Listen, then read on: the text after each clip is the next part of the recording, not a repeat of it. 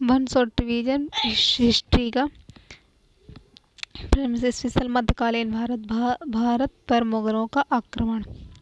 पहले अरब आक्रमण, फिर मोहम्मद बिन कासिम का 1712 ईस्वी में, फिर तुर्की मुस्लिम आक्रमण। पहले इसमें मोहम्मद गौरी का आक्रमण 1000 ईस्वी तक, मोहम्मद गौरी का 1175 में, और दिल्ली सल्तनत। ये पढ़ना है आज। भारत पर अरब आक्रमण। भारत पर सबसे पहले मोहम्मद मुस्लिम आक्रमण 1711 ईस्वी में बुंदेला और अब्दुल्ला के नेतृत्व में हुआ। ये दोनों आक्रमण असफल हुए। तो पहला आक्रमण था ये बुंदेला और अब्दुल्ला के नेतृत्व में, और दोनों आक्रमण असफल रहे। भारत का पहला सफल आक्रमण करने वाला अरब का मुस्लिम शासक मोहम्मद बिन कासिम था।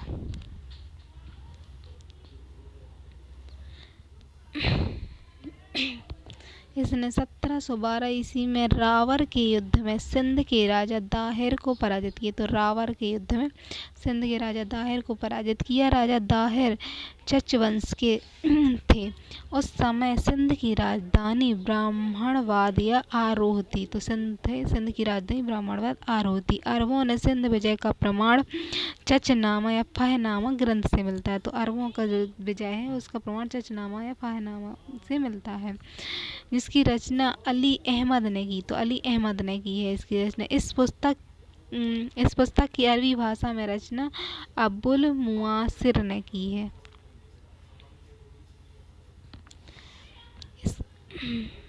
इसका भारत पर आक्रमण करने का उद्देश्य धन लूटना था।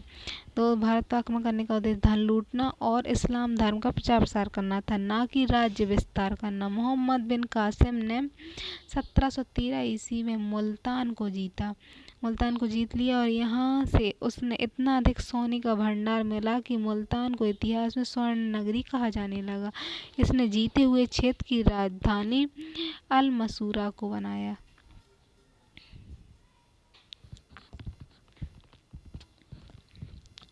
मोहम्मद बिन कासिम के आक्रमण के फलस्वरूप अरबी संस्कृति को भारतीयों ने और कुछ भारतीय संस्कृति को अरबियों ने अपनाया। अरब और हिंदू संस्कृति के मिश्रण के परिणाम स्वरूप अरब वासियों ने भारत से खगोलशास्त्र, अंकगणित और चिकित्सा शास्त्र और दर्शन के क्षेत्र में बहुत कुछ सीखा। इसका प्रचार प्रसार यूरोप में किया। सर्वप्रथम अरबवासी मुसलमानों ने भारत को हिंदू कहकर पुकारा और था, इसीलिए इस देश का नाम हिंदुस्तान कहा गया। अरब आक्रमण के फलस्वरूप भारत में पर्दा प्रथा तीव्र गति से विकास हुआ। साथ ही जजिया, जकात और खराज, भू राजस्व नामक कर के बारे में जानकारी प्राप्त हुई। मोहम्मद बिन कासिम ने भारत में सर्वप्रथम जजिया कर लगाया। तो जजिया कर मोहम्मद बिन कासिम ने लगाया। जजिया को गैर मुसलमानों से लिया जाने वाला एक प्रकार का सुरक्षात्मक कर था। मोहम्मद बिन कासिम ने 5 लोगों को मुक्त रखा था इसमें। तो इसमें बच्चे, बूढ़े, ब्राह्मण, विकलांग औरतों को इससे बाहर रखा था। फिरोज शाह तुगलक ने ब्राह्मणों पर जजिया कर लगा दिया था। तो फिरोज शाह जो था उसने ब्राह्मणों पर भी जजिया लगा दिया था। मुगल बादशाह अकबर ने 1554 में जजिया समाप्त कर दिया। 64 में औरंगजेब ने से जजिया कर लगाया फिर से, और एकमात्र मुसलमान औरंगजेब ने अंग्रेजों पर भी जजिया लगाया था। जजिया का अंतिम रूप से मोहम्मद शाह रंगीला ने अंतिम रूप से समाप्त कर दिया। विष्णु शर्मा का पंचतंत्र, चरक संहिता, आर्यभट्ट का सूर्य सिद्धांत, सुश्रुत संहिता अरबी भाषा में अनुवाद किए गए। तो पंचतंत्र, चरक संहिता, आर्यभट्ट ये सारे ग्रंथ और सुश्रुत संहिता अरबी भाषा में अनुवाद किए गए। अरबों ने सिंध में ऊंट पालने और खरबूजे की खेती करने का प्रचलन प्रारंभ किया। जचनामा ग्रंथ के अनुसार सुलेमान के आदेश पर मोहम्मद बिन कासिम की हत्या कर दी गई। भारत पर तुर्क आक्रमण। भारत में मोहम्मद मुस्लिम सत्ता की स्थापना का श्रेय तुर्कों को दिया जाता है।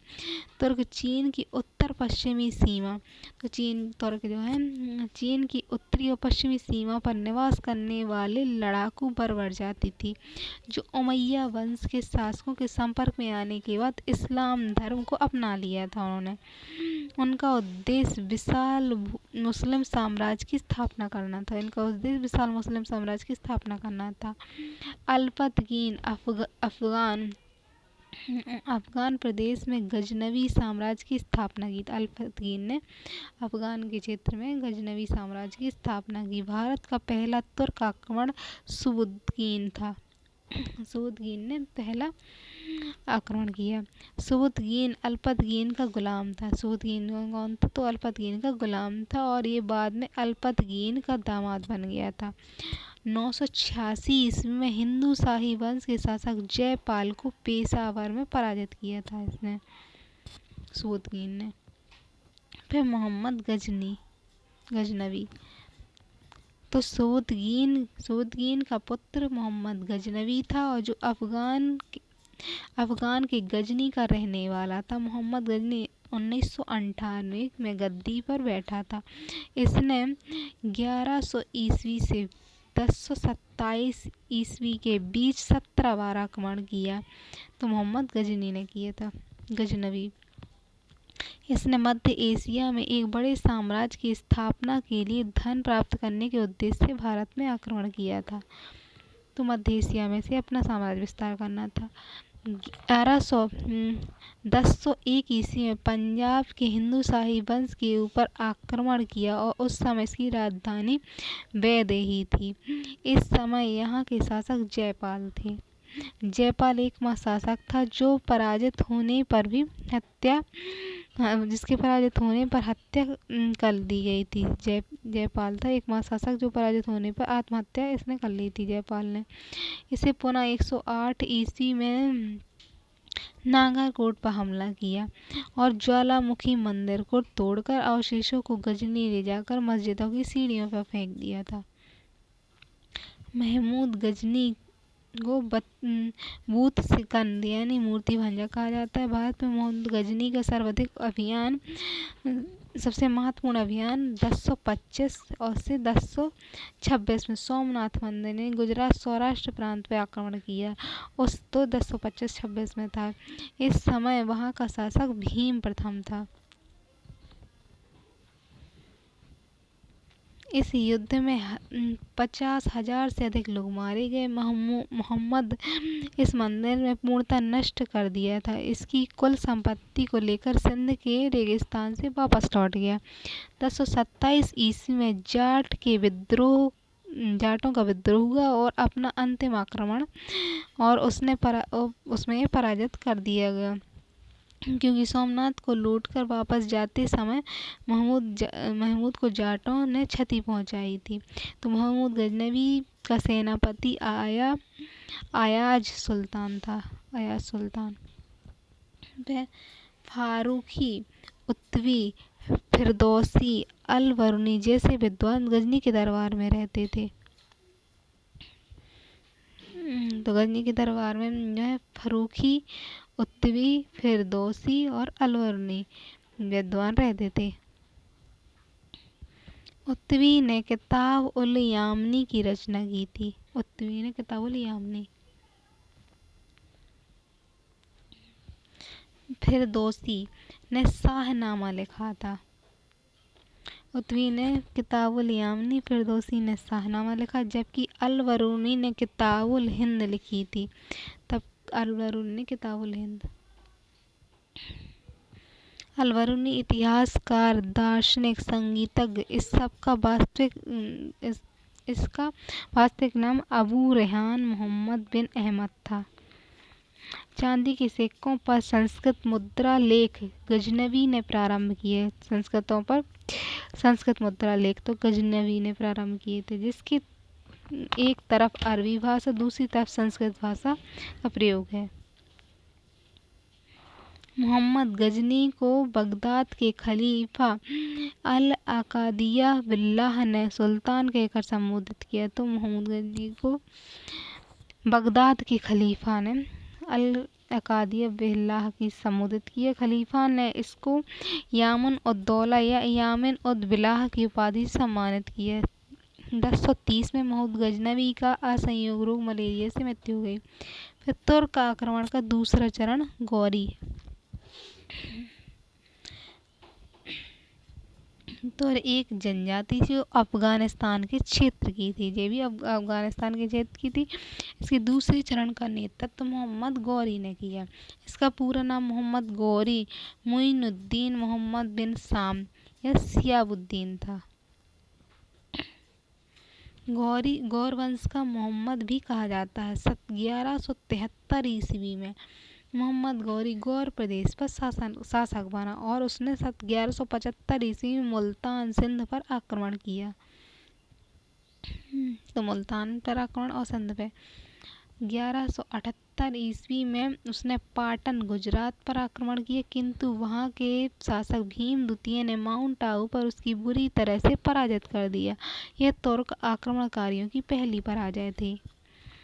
मोहम्मद गौरी 1189 में पेशावर और 1181 में लाहौर। 1189 में पेशावर आया, 1181 में लाहौर, 1185 में सियालकोट को उसने जीता था।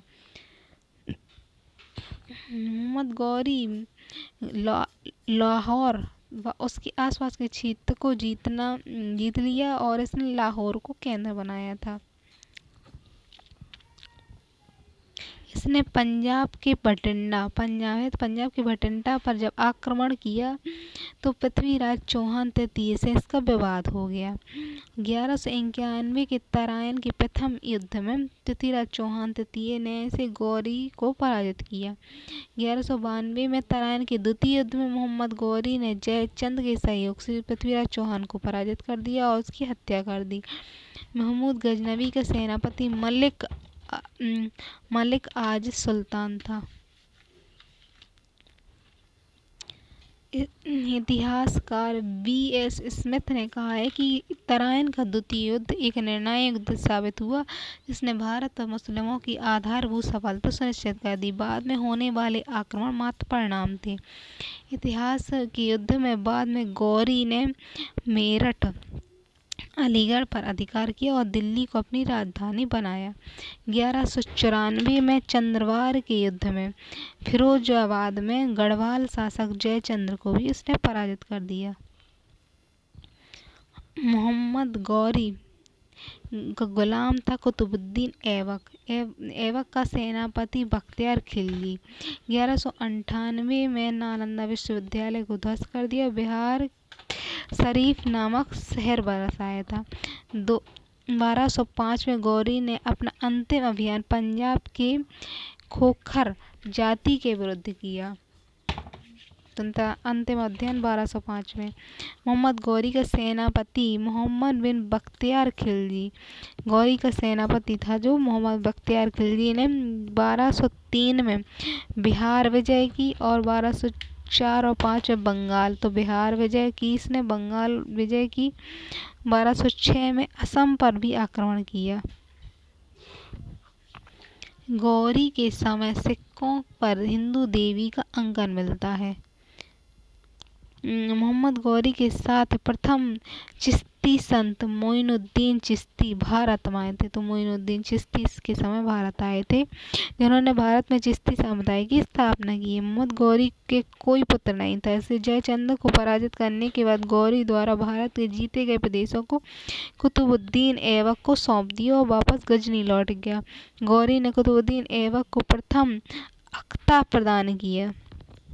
1206 में दैमक नामक स्थान पर रामलाल खेरा ने मोहम्मद गौरी की हत्या कर दी थी। मोहम्मद गौरी को गजनी में दफनाया गया। तो गजनी में दफना दिया गया। गौरी ने 3 प्रमुख गुलाम थे, कुतुबुद्दीन ऐबक, याल बदोज और कुबाजा।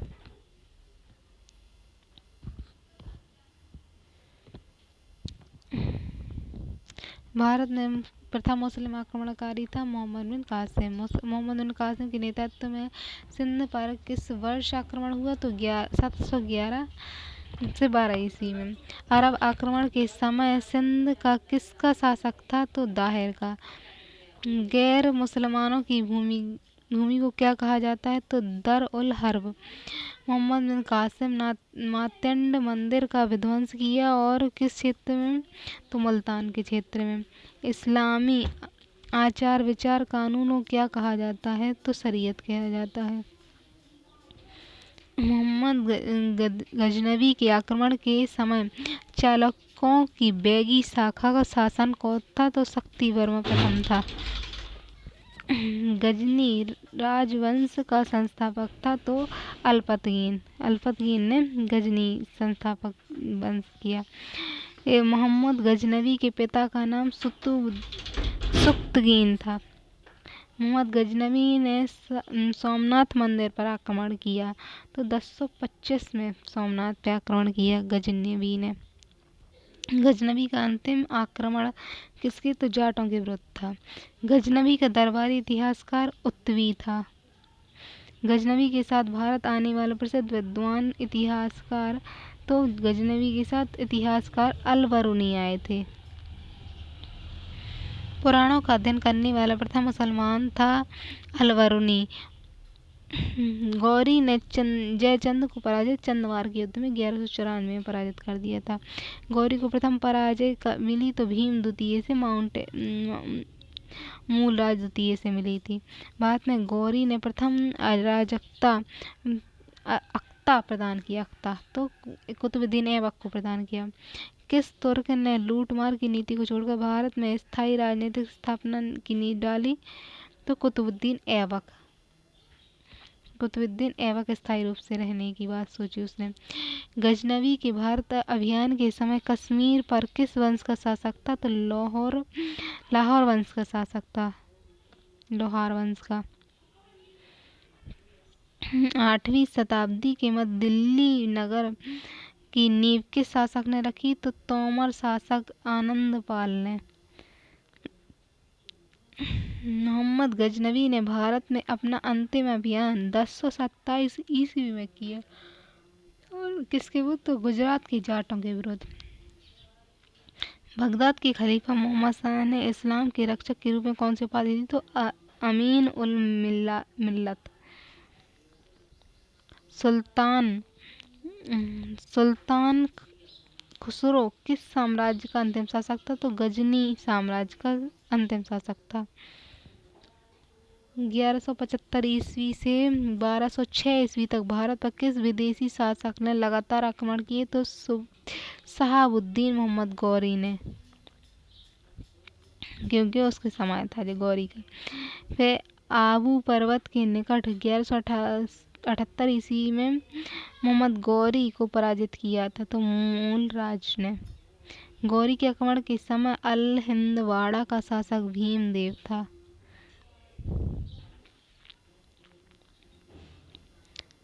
मोहम्मद गौरी ने जयचंद्र को पराजित किया तो चंदवार के युद्ध में 1198 में। तराइन का प्रथम युद्ध गौरी और पृथ्वीराज चौहान के बीच 1191 में लड़ा गया। तराइन थानेश्वर से कितनी दूरी पर है? तो 14 मील की दूरी पर है। इस युद्ध के बाद कोई भी भारतीय मुसलमानों का प्रतिकार करने की स्थिति में नहीं रही। तराइन का द्वितीय युद्ध, क्योंकि पृथ्वीराज चौहान हार गए। पृथ्वीराज चौहान के विरुद्ध मोहम्मद गौरी की सहायता करने के कारण किस शासक को देशद्रोही की संज्ञा दी गई? तो कन्नौज का शासक था जयचंद। गौर लौटते समय 15 मार्च 2006 को किसने मोहम्मद गौरी की हत्या कर दी? तो सिकाया विद्रोहों ने, शिया विद्रोहियों ने। गजनवी ने 1000 ईस्वी और 1027 ईस्वी के बीच भारत पर कितनी बार आक्रमण किया? 17 बार आक्रमण किया। मोहम्मद गजनवी के आक्रमण के समय भारत की राजनीति की बागडोर किसके हाथ में थी? तो राजपूत। आयू रेहान मोहम्मद किस इतिहास प्रसिद्ध लेखक का वास्तविक नाम था? तो अल-बरूनी का नाम था। गजनवी की सेना का नेतृत्व करने वाला हिंदू सेनापति तिलक। सुल्तान की उपाधि धारण करने वाला तो मोहम्मद गजनी। मोहम्मद बिन कासिम ने किस वर्ग को जजिया कर से तो ब्राह्मणों को मुक्त रखा था? भारत पर पहली बार आक्रमण करने वाला कौन था? तो अरब आए थे। सोमनाथ मंदिर 1025 में महमूद गजनवी के आक्रमण के कारण इस समय गुजरात का शासक तो भीमदेव प्रथम थे। हिंदू विधि पर एक पुस्तक मिताक्षरा किसने लिखी है? विज्ञानेश्वर ने लिखी है। किस नाटक के कुछ अंश 2.5 दिन का झोपड़ा मस्जिद की दीवारों पर अंकित है? हरी केली। दिल्ली सुल्तान। दिल्ली सल्तनत 1206 ईस्वी से 1226 ईस्वी तक। तो दिल्ली सल्तनत क्या है? 1206 ईस्वी से 1526 ईस्वी तक है दिल्ली सल्तनत। तो 1206 ईस्वी से लेकर 1526 ईस्वी तक के कुल 320 वर्षों तक दिल्ली पर मुस्लिम सुल्तानों का शासन रहा। भारत शासन करने वाले पांच वंश के सुल्तानों को शासन को दिल्ली सल्तनत और या सल्तनत दिल्ली कहा जाता है। 5 वंश थे तो गुलाम वंश आएगा, खिलजी वंश, तुगलक वंश, सैयद वंश और लोधी वंश। तो सही गुलाम वंश 1206 से 1290 तक रहेगा। खिलजी वंश 1290 से 1320 तक। तुगलक वंश 1320 से 1414 तक। सैयद वंश 1414 से 1451 तक। फिर लोधी वंश 1451 से 1526 तक। तो इन वंशों पर तुर्क थे जबकि अंतिम वंश अफगान का था। 4 पहले तुर्क थे। तो गुलाम वंश, खिलजी वंश, तुगलक वंश, सैयद वंश, लोधी वंश इनकी ट्रैक है। संस्थापक है तो गुलाम वंश के संस्थापक कुतुबुद्दीन ऐबक, खिलजी वंश के संस्थापक जलालुद्दीन खिलजी, तुगलक वंश के गयासुद्दीन, सैयद वंश के खिज्र खां, लोधी वंश के बहलोल लोधी ये संस्थापक थे। कार्यकाल तो तुगलक काल, गुलाम, लोधी, सैयद, खिलजी।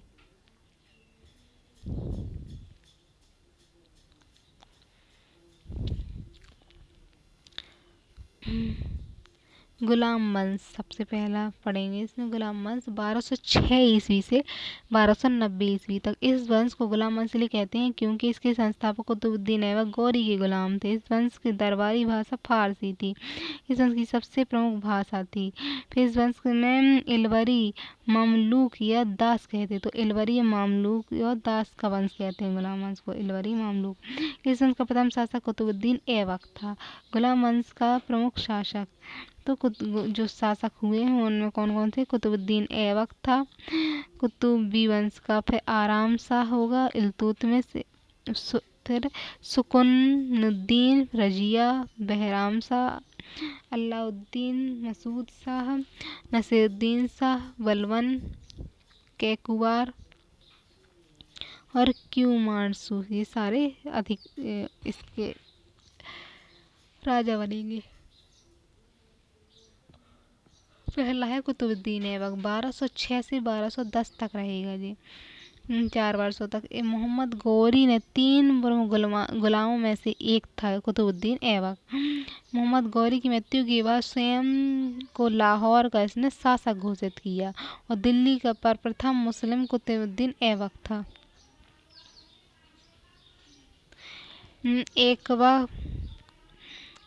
ऐबक को दिल्ली तक पहुंचा पहला तुर्क शासक माना जाता है। दिल्ली के सुल्तान पद संभालने से पहले दिल्ली का गवर्नर था। इन्हें सुल्तान की उपाधि नहीं धारण की बल्कि मलिक या सिपह सलारकार की उपाधि धारण की। ये गरीबों के प्रति दया का भाव रखते थे। इन्हें हातिम कहा जाता है। ये लाखों में दान देते थे। इन्हें लाख बख्शी भी कहा जाता है। इन्हें पूरा कुरान आता है इसलिए कुरान खां भी कहा जाता है।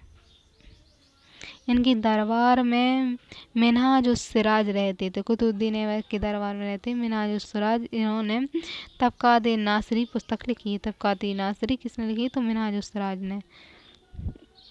फिर इसके दरबार में हसन निजामी थे। तो हसन जो है हसन निजामी थे जिन्होंने ताजुल नासिर पुस्तक लिखी है, ताजुल नासिर। इसने तबकात नासिरी, इसने ताजुल नासिर। ऐबक ने अजमेर विजय के बाद वहाँ 2.5 दिन का झोपड़ा नामक मस्जिद बनवाई थी। तो अजमेर में 2.5 दिन का झोपड़ा बनवाया था।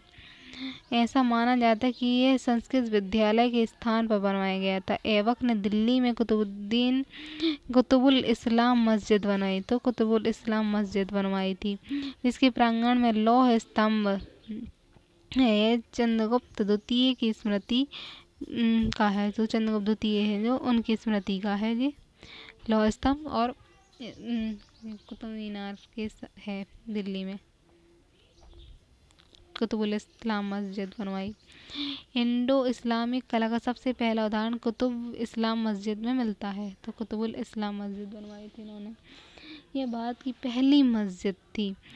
ऐबक के गुरु बख्तियार काकी थे, तो ऐबक के गुरु थे बख्तियार काकी। कुतुब मीनार बख्तियार काकी की याद में ऐबक द्वारा बनवाई गई थी, तो कुतुब मीनार बख्तियार काकी की याद में बनी थी। ऐबक ने अफगानिस्तान के नाम जाम मीनार से प्रेरित होकर दिल्ली में मेहरौली में कुतुब मीनार यानी 1193 ईस्वी में बनवाई, किंतु पूरा नहीं कर सका। कुतुबुद्दीन ऐबक 2 मंजिल बनवाई थी, 2 मंजिला बनवा पाया था, जबकि शेष 3 मंजिलों को इल्तुतमिश ने पूरा किया। मोहम्मद बिन तुगलक के समय यह मीनार बिजली गिरने से गिर गई, और तो फिरोज शाह तुगलक ने इसका पुनर्निर्माण करवाया था। अलाउद्दीन खिलजी इस मीनार के प्रतिद्वंदी मीनार के रूप में अलई मीनार बनवाना प्रारंभ किया, किंतु इंजीनियरों की गलती के कारण यह सफल नहीं हुआ।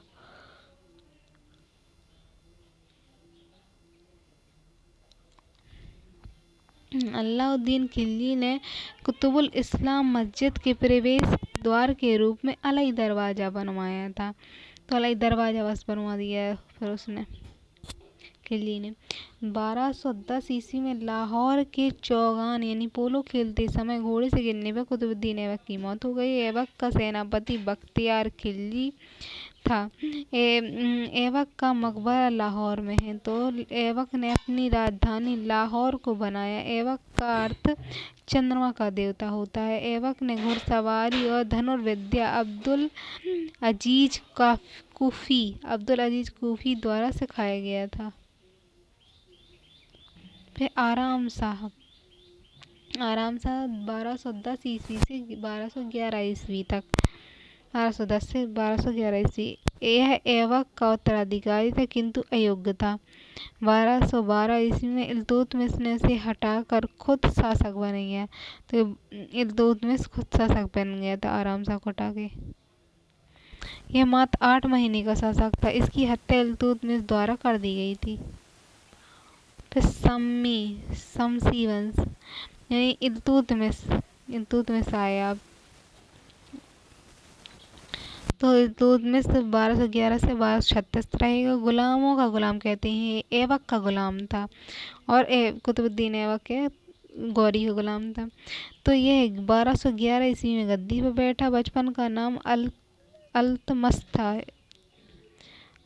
था इसके बचपन का नाम। इसका पूरा नाम मसउद्दीन इल्तुतमिश था। इसके पिता का नाम ईद खां, और जो इलवरी तुर्क था। 1215 में तराइन के द्वितीय युद्ध में याल बदोज को पराजित कर दिया था इसने।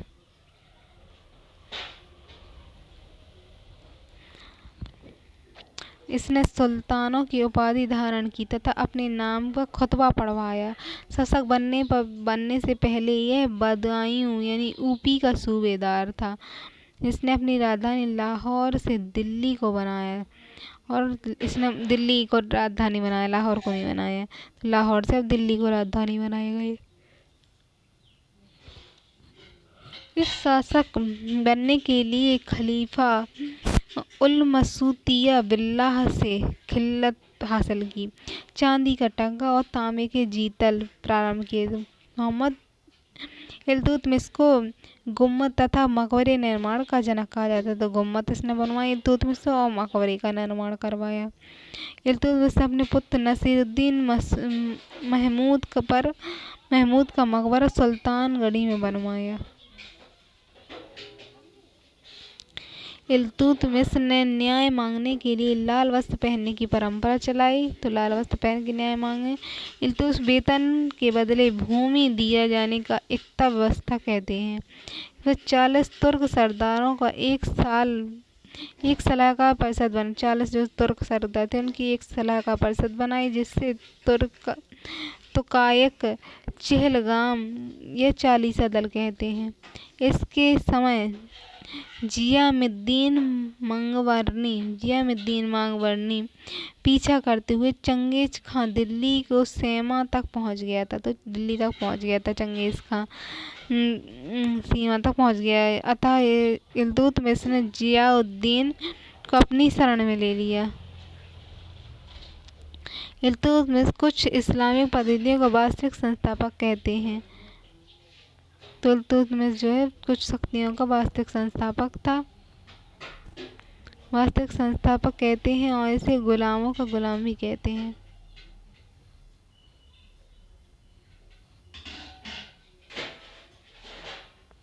यह बिहार में अपना प्रभाव सूबेदार मालिक जानी को नियुक्त किया था। बिहार में अपने सूबेदार मलिक जानी को। यह शुद्ध रूप से अरबी सिक्का चलाने वाला प्रथम शासक था। ख्वाजा मोइनुद्दीन चिश्ती की दरगाह को इल्तुतमिश द्वारा बनाया गया था। तो इल्तुतमिश ने ख्वाजा मोइनुद्दीन चिश्ती की दरगाह को बनवाया था। तबकात-ए-नासरी पुस्तक के लेखक मिन्हाज-उस-सिराज हैं। 1236 ईस्वी में इल्तुतमिश की मृत्यु हो गई और अपने जीवन काल में रजिया सुल्तान को उत्तराधिकारी नियुक्त कर दिया था। इल्तुतमिश की मृत्यु के बाद 40 सरदारों ने रजिया के शासन बनाकर रुकनुद्दीन फिरोज शाह को शासक बनाया। रजिया ने न्याय के लिए लाल वस्त्र पहनकर मस्जिद के आगे चली गईं और जनता के हस्तक्षेप के बाद वह शासिका बनी। रजिया सुल्तान 1236 से 1240 ईस्वी तक यह भारत की प्रथम महिला शासिका थी। यह पुरुषों की भांति वस्त्र पहनकर शासन करने लगी और 40 तुर्क सरदारों को पसंद नहीं आई। तो दिल्ली के मलिक याकूब यानी यशशाला प्रधान था के साथ रजिया का घनिष्ठ संबंध था। फिर तावर हिंद भंटिया पंजाब के इक़्तिदार मलिक अल्तुनिया ने रजिया के अधीन मानने से इनकार कर दिया, और जिसके कारण रजिया ने उस पर आक्रमण कर दिया, और किंतु यह खुद को हरा देख रजिया से अल्तुनिया से विवाह कर लिया। रजिया ने खुद को हारता देख अल्तुनिया से विवाह किया, जिसके किंतु कुछ रास्ते में लौटते समय डाकुओं के हमले से हरियाणा के कैथल में अल्तुनिया की हत्या कर दी गई। दिल्ली में 40 सरदारों को याकूत की हत्या कर दी। तो 40 सरदार थे, उन्होंने याकूत की हत्या कर दी। रजिया का एक सफल शासिका साबित हुई। उसका मुख्य कारण महिला होना था, तो असफल साबित हुई। इतिहासकार एल फिंटन का कहना है कि अगर रजिया महिला न होती तो इनका नाम भारत के महान शासकों में लिखा जाता। इतिहासकार मिन्हाज कहते हैं कि भाग्य ने उसे पुरुष नहीं बनाया। उसके समय समस्त गुण उसके लिए लाभप्रद हो सकते थे। रजिया ने वे प्रशासनिक गुण थे जो सुल्तानों में होने चाहिए। फिर बहराम शाह 1240 से 1242 में आया। रजिया के बाद बहराम शाह 1240 में दिल्ली की गद्दी पर बैठा। बहराम शाह दिल्ली में तुर्क सरदारों द्वारा बंदी बनाकर 1242 ईस्वी में हत्या कर दी गई। अलाउद्दीन मसूद शाह 1242 से 1246 ईस्वी तक यह दिल्ली की गद्दी पर 1242 में बैठा था।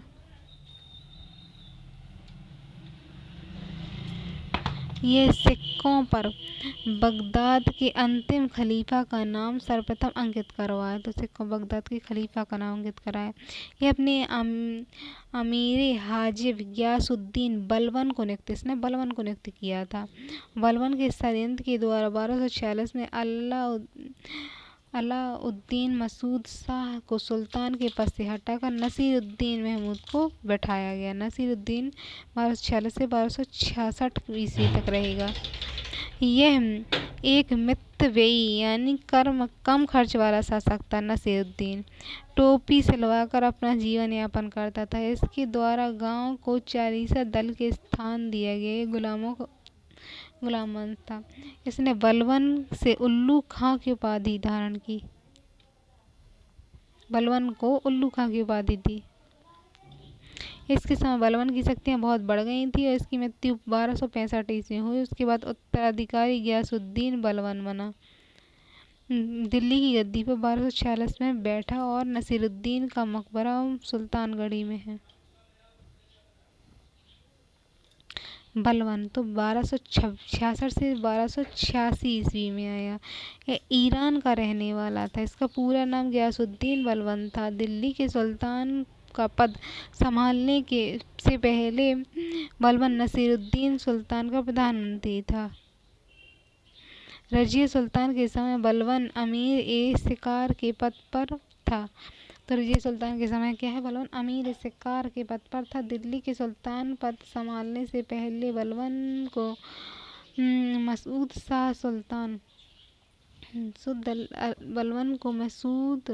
शाह सुल्तान ने अपने अमीर हाजिब बनाया था। ये दिल्ली की गद्दी पर 1266 ईस्वी में बैठा।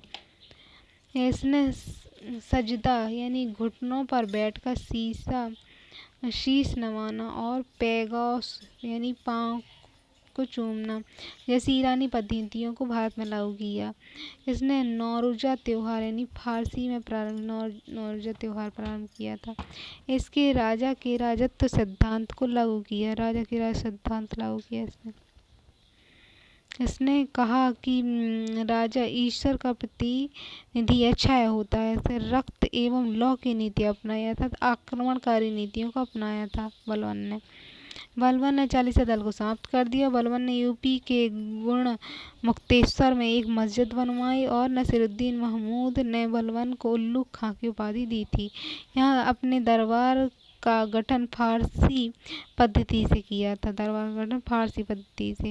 यह अपनी शक्तियों को संगठित करने के बाद जिले इलाही की उपाधि धारण की।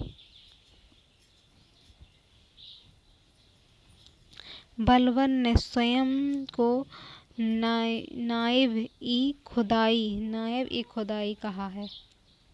प्रथम बार इमारतों में मौजूद शाही मेहराब बलबन के तो मेहराब कहाँ मिले? मकबरे में बलबन के देखे गए। भारत में प्रथम बलबन का मकबरा जो शुद्ध ईरानी शैली में निर्मित हुआ था। बलबन ने सीमा विस्तार की नीति नहीं अपनाई और इसके शासन में विद्रोह करने वाला तुंगरील खां बंगाल का गवर्नर था और इसने विस्तार की नीति नहीं अपनाई थी। बलबन दिल्ली का प्रथम सुल्तान जिसके दरबार में गैर इस्लामिक प्रथाओं का प्रचलन था। इसी के समय सेना को वंशानुगत बना दिया गया।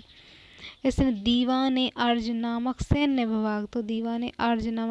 विभाग और फारसी कवि अमीर हसन बलबन के दरबार में तो अमीर खुसरो आए थे और अमीर हसन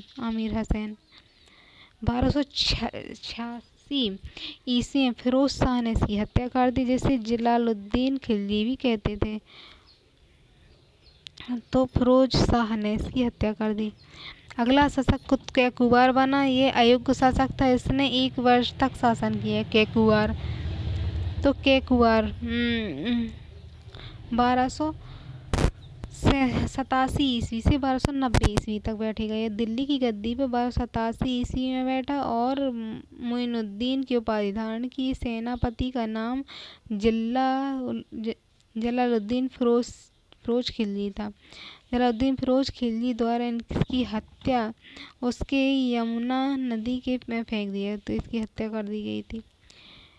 फिर शमसुद्दीन कैमूर। शमसुद्दीन कैमूर का पुत्र शमसुद्दीन को कैमूर की उपाधि दी गई थी। यह गुलाम वंश का अंतिम शासक था। तो शमसुद्दीन कैमूर से अंतिम था। खिलजी वंश आएगा तो 1290 से 1320 ईस्वी में खिलजी वंश 1290 ईस्वी से 1320 ईस्वी। जलालुद्दीन फिरोज शाह खिलजी का शासनकाल है 1290 से 1296 ईस्वी। खिलजी वंश के संस्थापक जलालुद्दीन फिरोज शाह खिलजी थे, जिसकी राजधानी किलोखेरी थी। इन्हें जनता की इच्छाओं के अनुरूप ही शासन किया। ये एक उदारवादी शासक थे। इन्होंने दक्षिण भारत विजय के लिए अपने भतीजे दामाद अलाउद्दीन खिलजी को भेजा। अलाउद्दीन खिलजी ने दक्षिण भारत जीतकर वहां से अत्यंत धन लूटा। जलालुद्दीन ने जब इनसे धन का हिसाब मांगा तो इसकी हत्या 1296 में कांडा मानिकपुर इलाहाबाद में कर दी गई और जलालुद्दीन मंगोलों को परास्त किया।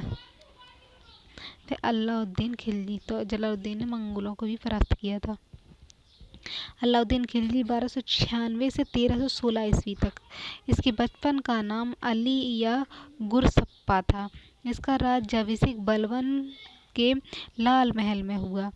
इसने सिकंदर की भांति विश्व विजय अभियान चलाए, अतः इसे द्वितीय सिकंदर सनी कहते हैं। इसने खलीफा के पद को मान्यता दी और एक नया धर्म चलाना चाहता था, किंतु उलेमा विद्वान मौलाना के कहने पर इसने यह निर्णय बदल दिया। इसने कुतुब मीनार के प्रतिद्वंदी मीनार के रूप में अलई मीनार बनवाना प्रारंभ किया, परंतु यह छोटा बन पाया।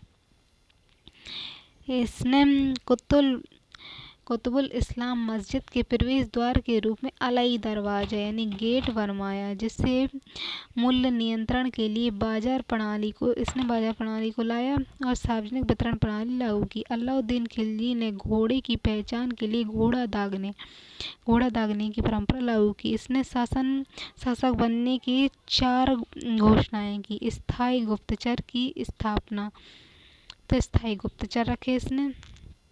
दान में दी गई भूमि को खालसा भूमि और सरकारी भूमि में परिवर्तन किया और मद्यपान यानी नशा शराब पर प्रतिबंध लगाया। छोटे त्योहारों तथा अमीरों के मिलने पर प्रतिबंध लगाया। इसमें 4 प्रमुख कर थे: जजिया, ज़कात, खराज और खुम्स। जजिया गैर मुसलमान लगाए जाने वाला कर था। यह मुसलमानों की आय पर, ज़कात आय पर लगने वाला कर था। खराज भूमि मालिकों से भूमि कर था और खुम्स सैनिकों से लूटे जाने वाला कर था। मकान पर घरी नामक कर और चारागाह पर चरी नामक कर। अलाउद्दीन खिलजी में विभाग कौन थे इनके समय? तो दीवाने आरिज सैन्य विभाग था।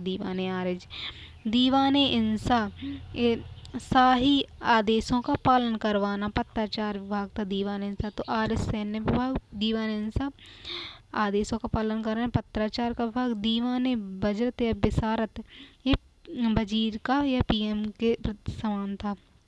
प्रधानमंत्री का पद था। वजीर के नियंत्रण में था, सबसे महत्वपूर्ण पद था। दीवाने रसालत विदेश विभाग या धार्मिक मामलों से संबंधित था। दीवाने रियासत ये बाजार नियंत्रण, रियासत में बाजार का नियंत्रण रखा गया था। अलाउद्दीन खिलजी के अन्य सैन्य अभियान, तो खिलजी ने उत्तर भारत में, दक्षिण भारत में अभियान करवाए थे। इसके समय सर्वप्रथम मंगोलों का आक्रमण हुआ, तो मंगोलों के सर्वाधिक महत्वपूर्ण मंगोल आक्रमण हुए। इस आक्रमण के कारण इसकी उत्तरी सीमा असुरक्षित हो गई। अलाउद्दीन खिलजी ने व्यापार के लिए समुद्री मार्गों पर ध्यान दिया। इस उद्देश्य से 1297 में गुजरात के शासक राय कर्ण को पराजित कर दिया और इस आक्रमण का नेतृत्व नुसरत खां कर रहे थे। गुजरात 1297 में गुजरात में। इसी दौरान 1000 दीनार में मलिक कफूर चंद राम नामक हिजड़ा को खरीदा। तो मलिक कफूर को 1000 दीनार में खरीदा था गुजरात अभियान के समय। मलिक कफूर हजारत दीनारी भी कहते हैं इसे, 1000 दीनारी। नुसरत खान ने मलिक कफूर को खरीद कर 1298 में गुजरात विजय से वापस आने पर अलाउद्दीन खिलजी को उपहार भेंट दिया। गुजरात मार्ग में राजस्थान के शासक बाधा बन रहे थे तो 1301 में रणथंभौर जीता। इस अभियान का समय नुसरत खां मारा गया और 1303 में अलाउद्दीन खिलजी ने चित्तौड़ अभियान किया। चित्तौड़ अभियान अलाउद्दीन खिलजी ने रानी पद्मावती के लिए किया। यह राजा रतन सिंह को पराजित किया, किंतु चित्तौड़ की महिलाएं जौहर कर रही है। राजपूत महिलाएं विदेशी आक्रमण से स्वयं को अभिमान के सुरक्षित रखने के लिए जल आग में कूद गईं और जौहर कर लिए। चित्तौड़गढ़ इसका नाम बदलकर खिजराबाद कर दिया गया। अलाउद्दीन खिलजी ने दक्षिण भारत विजय की जिम्मेदारी मलिक कफूर को दी। मलिक कफूर 1307 में देवगिरी के शासक जयचंद्र देव को पराजित 1307 में देवगिरी, किंतु रामचंद्र देव की वीरता को देखते हुए खिलजी ने उसके नौकासी जागीरदार बना दिए 1307 में देवगिरी शासक। 1309 में वारंगल के शासक प्रताप देव 1309 में वारंगल पराजित कर दिया और प्रतापरुद्र ने अपने सेना की मूर्ति बनवाई। खुद की सोने की मूर्ति बनवाई, जंजीर पहना अलाउद्दीन को उसको भेज दिया और कोहनूर का हीरा भी उसके अधीन कर दिया। 1310 में मलिक कफूर में होयसल वंश का आक्रमण किया, उसकी राजधानी द्वार समुद्र को नहीं जीत सका। 1311 में मलिक कफूर पांड्य वंश की राजधानी मदुरै को जीत ली। पांड्य वंश की राजधानी जो थी मदुरा, उसको जीत लिया था, द्वार समुद्र को नहीं जीत पाया था। अलाउद्दीन खिलजी जब निजामुद्दौलिया से भूमि का हिसाब मांगा तो उसने कहा कि मेरे घर में 10 दरवाजे हैं। अलाउद्दीन खिलजी के 4 प्रमुख सेनापति जफर खां थे। अलाउद्दीन खिलजी के 4 सेनापति में जफर खां, नुसरत खां, उल्लूग खां और मलिक कफूर। ये अपने चारों सेनापतियों की तुलना पैगंबर के खलीफा से करता था। मंगोलों से लड़ते समय जफर खां की मृत्यु हो गई थी। पहला वाला था जफर खां, मंगोलों से लड़ते हुए इसकी मृत्यु हो गई थी। फिर 1316 में अलाउद्दीन खिलजी की मृत्यु हो गई। अलाउद्दीन खिलजी के समय मंगोल तथा सल्तनत के बीच सिंध नदी की सीमा बनाया गया था। अलाउद्दीन खिलजी ने खलीफा के आदेशों की अवहेलना की। इतिहासकार बर्नी कहते हैं कि जब अलाउद्दीन शासक बना तो इस्लामिक कानून शरीयत से खुद को मुक्त घोषित कर दिया और एक नए धर्म का प्रारंभ करने का प्रयास किया।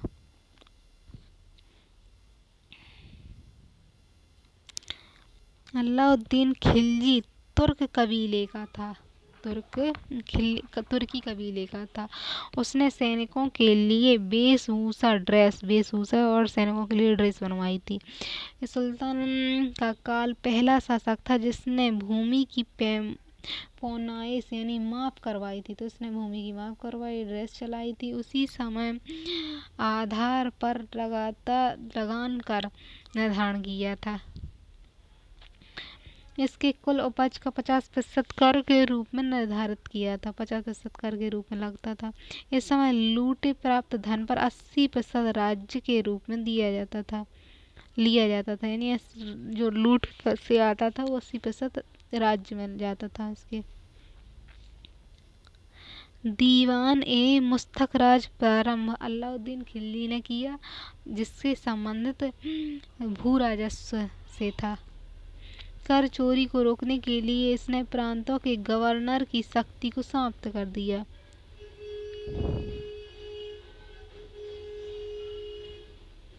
इसने दक्षिण भारत अभियान केवल धन लूटने के लिए किया। जिम्मेदारी उसने मलिक काफूर को दी थी।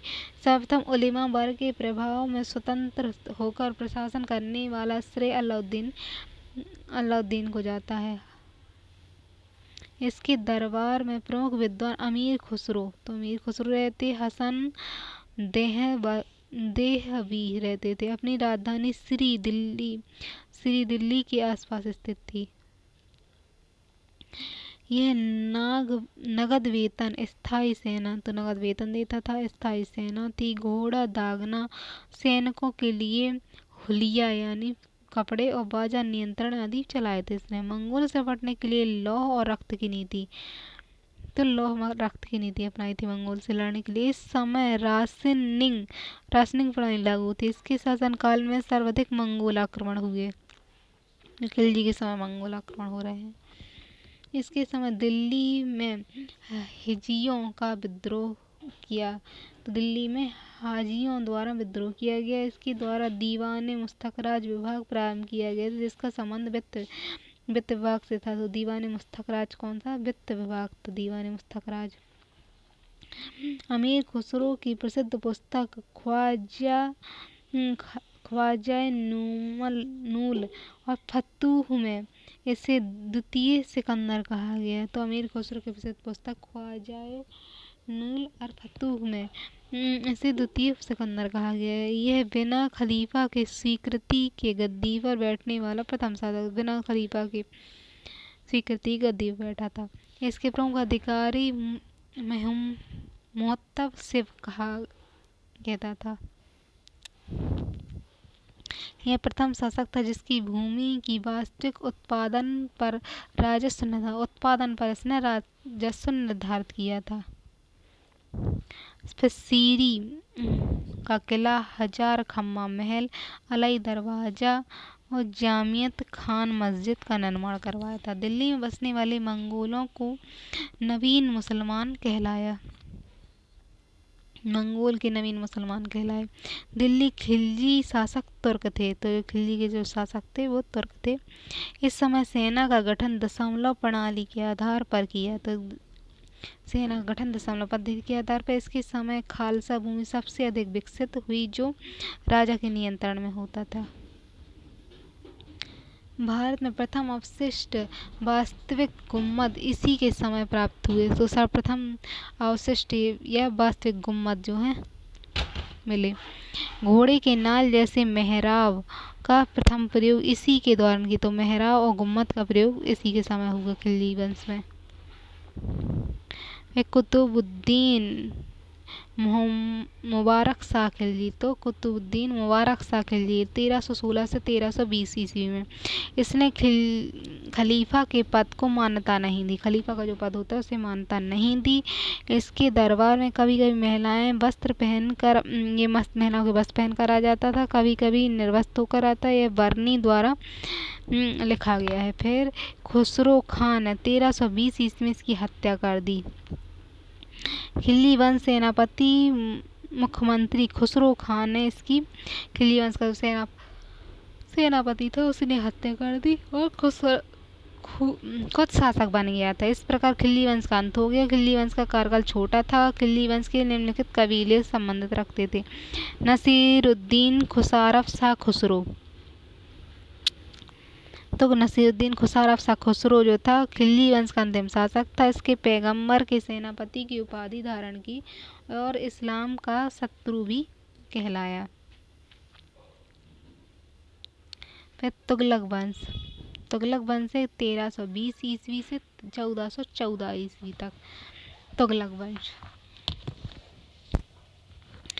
तो गाजी मलिक ने तुगलक वंश की स्थापना की। गयासुद्दीन तुगलक के नाम से अपना राज्याभिषेक करवाया। ये किसानों के लिए नहर निर्माण कार्य प्रारंभ किया था। इसे नहरों का जनक या पिता कहा जाता है। हालांकि सर्वाधिक नहरों का जल बिछाने का श्रेय फिरोज शाह तुगलक को जाता है। गयासुद्दीन तुगलक ने अपना पहला अभियान जोन खां के नेतृत्व में तेलंगाना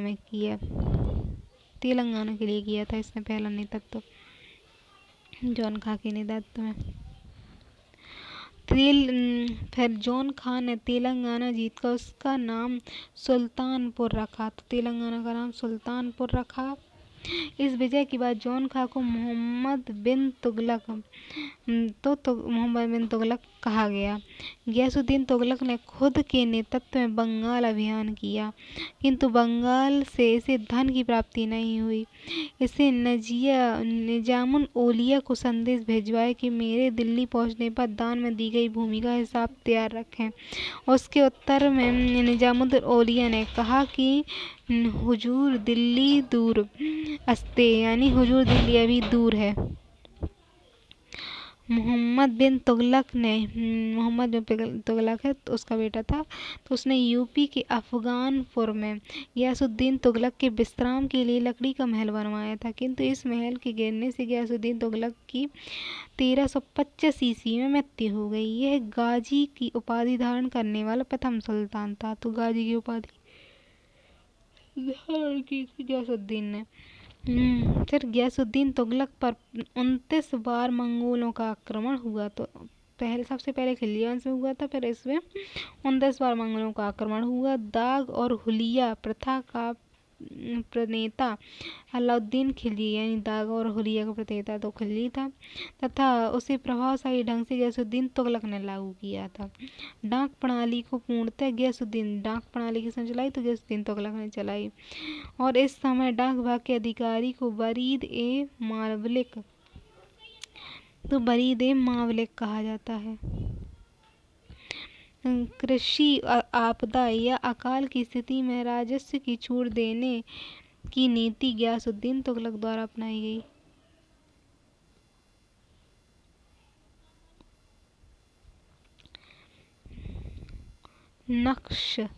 नक्श या बिल्ला बटाई प्रथा का संबंध भू राजस्व था, जो गयासुद्दीन तुगलक द्वारा प्रारंभ किया गया था। नक्श और गल्ला बटाई प्रथा गयासुद्दीन के समय राजस्व निर्धारण के लिए भूमि माप से संबंधित नहीं था। गयासुद्दीन के समय राजस्व निर्धारण क्या था? भूमि की माप से संबंध में नहीं था, जबकि खिलजी ने करवाया था भूमि की माप। गयासुद्दीन तुगलक ने अलाउद्दीन के समय लिए गए अमीरों की भूमि को पुनः लौटा दिया। गयासुद्दीन तुगलक ने दिल्ली के समीप पहाड़ियों पर रोमन शैली में तुगलकाबाद का निर्माण किया। तो दिल्ली के समीप तुगलकाबाद उसने बसाया। अब इसका पुत्र है जो मोहम्मद बिन तुगलक बनेगा शासक। इसका वास्तविक मूल नाम जौन खां था और ये दिल्ली की गद्दी पर 1325 ईस्वी में बैठा। 23 भाषाओं का अच्छा जानकार था। ज्योतिष, खगोल, गणित अच्छा जानकार विद्वान था।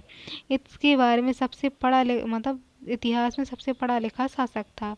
इसके समय सल्तनत काल की विकास बहुत तेजी से हुआ, साथ ही बिखराव भी बहुत तेजी से हुआ। तो विकास भी बहुत तेजी, बिखराव। इसके समय साम्राज्य 29 प्रांतों में बटा था। और मोहम्मद बिन तुगलक 5 सबसे बड़ी गलतियां थी। इसने दोआब पर टैक्स बढ़ाया जहां अकाल पड़ रहा था। किसानों के विद्रोह के कारण अमीर एक कोही नामक कृषि विभाग बनाया जो किसानों की मदद के लिए था। तो दोआब में टैक्स बढ़ा दिया जो अकाल के समय सही नहीं था। अमीर कोही एक कृषि विभाग बनाया। इसने तांबे की सांकेतिक मुद्रा 1329-30 में चलवाई थी, किंतु इस मुद्रा का बड़े पैमाने पर दुरुपयोग होने लगा। मंगोल आक्रमण के डर से दक्षिण में इस्लाम के प्रसार के लिए फिर पहले तो मुद्रा चला दी इसने, दूसरा टैक्स बढ़ा दिया। फिर मंगोल आक्रमण के डर से दक्षिण में इस्लाम के प्रसार के लिए राजधानी दिल्ली से देवगिरी यानी दौलताबाद को 1327 में स्थानांतरित की, जो असफल रहा। फिर इसने खुरासान ईरान पर आक्रमण के लिए 3 लाख सैनिकों की फौज बनाई थी। ईरान पे आक्रमण के लिए 3 लाख सैनिकों की फौज बनाई और उन्हें अग्रणी वेतन भी दिया, पहले से वेतन भी दे दिया था। किंतु अंतिम समय में खुरासान के शासक से संधि कर ली। उसने खुरासान जो था उसके शासक से संधि कर ली। जब सैनिक पैसा थोड़ी ना लौटाएंगे। इसने सैनिकों के विद्रोह से बचने के लिए उन्हें हिमालय और दुर्गम चोटी की कराचील अभियान के लिए भेज दिए, जहां अधिकांश सैनिक आपसी बात से लड़कर मर गए। 1336 में हरिहर बुक्का ने दिल्ली सल्तनत में से दूर कर दिया। तो 1336 ईस्वी में हरिहर बुक्का ने दिल्ली सल्तनत से टूटकर विजयनगर की स्थापना की। तो हरिहर बुक्का ने विजयनगर बनाया 1336 में। 1347 में हसन गंगू ने दिल्ली सल्तनत से टूटकर बहमनी, तो हसन गंगू ने 47 में बनाएंगे बहमनी साम्राज्य की स्थापना की। 1333 में मोरक्को यानी अफ्रीका का यात्री इब्न बतूता 7000 किलोमीटर की यात्रा के बाद दिल्ली पहुंचा था। तो 7000 किलोमीटर की मोरक्को का था ये।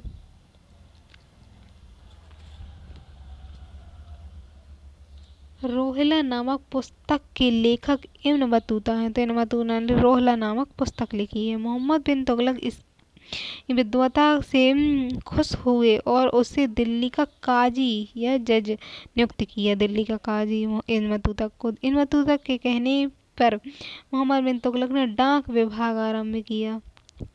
इब्न बतूता के नेतृत्व में मोहम्मद बिन तुगलक ने एक दूत मंडल को चीन भेजा। तो यहाँ इब्न बतूता ने चीन भेजा था। मोहम्मद बिन तुगलक होली का त्योहार अपने दरबार में मनाता था। मोहम्मद बिन तुगलक का कहना था कि मेरा राज्य रुग्ण बीमार हो चुका है। मोहम्मद बिन तुगलक की मृत्यु पर बादानी कहते हैं कि आज जनता को राजा से और राजा को अपनी जनता से छुटकारा मिला। इसे रक्त पिपासु या पागल बादशाह भी कहा जाता था। फिरोज शाह तुगलक ये जॉन खां का चचेरा भाई यानी मोहम्मद तुगलक का चचेरा भाई था। इसकी माता सोनार थी। अतः हिंदू होने पर आरोप न लगे इसलिए ब्राह्मणों पर इसने जजिया कर लगा दिया था। इसका राज्याभिषेक 1351 ईस्वी में हुआ। 1351 में इसने अशोक के हरियाणा के टोपरा अभिलेखों को तथा यूपी के मेरठ अभिलेखों दिल्ली में स्थापित कर दिया था। तो अशोक जो है अशोक के हरियाणा अभिलेख को, टोपरा अभिलेख को यूपी में और मेरठ अभिलेख को दिल्ली में स्थापित किया था। इसने अलग से एक निर्माण विभाग बनाया और 300 से अधिक नगर शहर का निर्माण करवाया,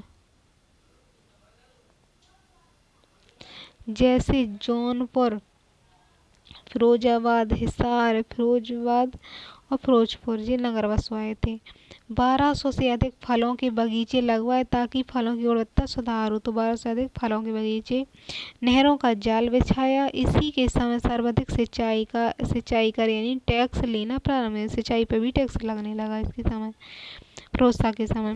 जो किसान सरकारी नहर से खेती करता था उसे ए सर्वे नामक टैक्स देना होता, जो कुछ उपज का 10% था।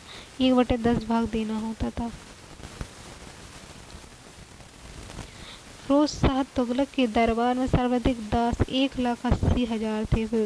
दास, इन दासों की देखभाल के लिए अलग विभाग यानी दीवाने बंदगान बनवाया था। इसे बेगारों को बेगारी भत्ता भी दिया। तो बेगारों को बेगारी भत्ता दिया। गरीब, असहयोग, अनाथ की सहायता के लिए एक अलग विभाग दीवाने खैरात बनाया गया। इसने दर उल सफा नामक एक मुफ्त अस्पताल बनाया। तो दर उल सफा नामक एक मुफ्त अस्पताल बनाया था इसने। सरकारी खर्च पर हज यात्रा करवाई थी, सरकारी खर्च पर। यह विभिन्न धर्मों के आपसी सम्मान के लिए अच्छा अनुवादक विभाग बनवाया। तो अनुवाद का एक विभाग बनवाया था फिरोज शाह ने। फिरोज शाह तुगलक को सल्तनत काल का अकबर कहते हैं। जौनपुर को सिजारत ए हिंद के रूप में जानते हैं। इसके बाद अद्दा एवं बिख नामक 2 सिक्के चलाए थे। फिरोज शाह तुगलक ने दिल्ली में कोटा दुर्ग का निर्माण करवाया। इसके समय सर्वाधिक संख्या लोक निर्माण कार्य पर अधिक धन खर्च किया गया था। लोक निर्माण कार्य किया था, उस पर धन खर्च किया था। इसी समय भू राजस्व वसूली के लिए भूमि को ठेके पर देने की प्रथा प्रारंभ हुई। तो भू राजस्व जो है वसूली के लिए, भू राजस्व को वसूलने के लिए ठेके पर देने की प्रथा प्रारंभ हुई। इसके द्वारा सर्वप्रथम लोक निर्माण विभाग की स्थापना की गई। इसी के समय प्रथम हिंदू धर्म ग्रंथों पर फारसी में अनुवाद करना प्रारंभ किया। तो इस हिंदू धर्म ग्रंथों फारसी में अनुवाद करना प्रारंभ किया।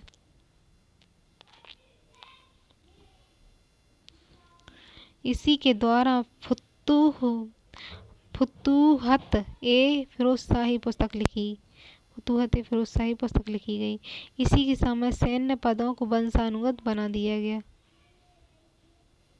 तो सैन्य पद वंशानुगत यहाँ बन गए थे, और एक जगह और भी पढ़ा था कि बन गए थे।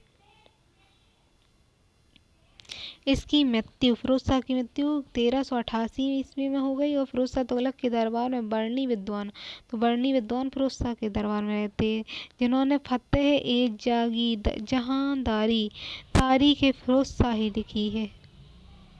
नसीरुद्दीन मोहम्मद के समय तुगलक वंश का बिखराव बहुत तेजी से हुआ। और इसके बारे में कहा जाता है कि साम्राज्य दिल्ली के बालम तक था, और पंजाब का सूबेदार खिज्र खान ने खुद को स्वतंत्र घोषित किया। तो पंजाब के सूबेदार ने खिज्र खान ने खुद को स्वतंत्र घोषित कर दिया। और फिर 1398 में मिसोल सेनापति तैमूर लंग ने इस पर आक्रमण कर दिया। तैमूर लंग के डर से यह दिल्ली छोड़कर भाग गया। तैमूर लंग खिज्र खान को दिल्ली का सूबेदार नियुक्त किया। तो तैमूर खान ने खिज्र खान को दिल्ली का सूबेदार बनाया। तैमूर के आक्रमण से तुगलक वंश का अंत हो गया, और इस प्रकार इस वंश का अंतिम शासक नसीरुद्दीन महमूद था। 1414 ईस्वी में खिज्र खान ने इसकी हत्या कर दी। दिल्ली सल्तनत का सर्वाधिक समय तक शासन करने वाला वंश था। इसी के समय मलिक सरवर नाम से मलिक के नाम से एक सरवर हिजड़ा था। सैयद वंश 1414 से 1491 ईस्वी में है। सैयद वंश खिज्र खां इनका प्रशासक होगा। तो सैयद वंश के संस्थापक खिज्र खां थे। सैयद वंश इसको इस्लाम धर्म के संस्थापक पैगम्बर मोहम्मद साहब का वंश मानते थे। तो खिज्र खां को पैगम्बर मोहम्मद साहब का वंश था। यह सल्तनत काल में शासन करने वाली एकमात्र शिया वंश था।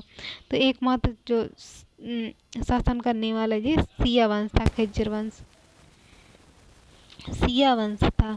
1358 ईस्वी में तैमूर के भारत आगमन के समय खिज्र खान ने उसकी सहायता की। तो भारत आक्रमण के समय खिज्र खान ने क्या किया? सहायता की। इस कारण तैमूर ने भारत से लौटते समय उसे मुल्तान, लाहौर, बिलासपुर का सूबेदार नियुक्त किया। 1414 में खिज्र खान दिल्ली की गद्दी पर बैठा, और फिर उसकी महत्वाकांक्षाएं बढ़ गई हुई जो भी। तो 1414 में दिल्ली के दरबार उच्च गद्दी पर बैठा। खिज्र खान ने कभी भी सुल्तान की उपाधि धारण नहीं की, बल्कि उसने स्वयं को रैयत-ए-आला कहा।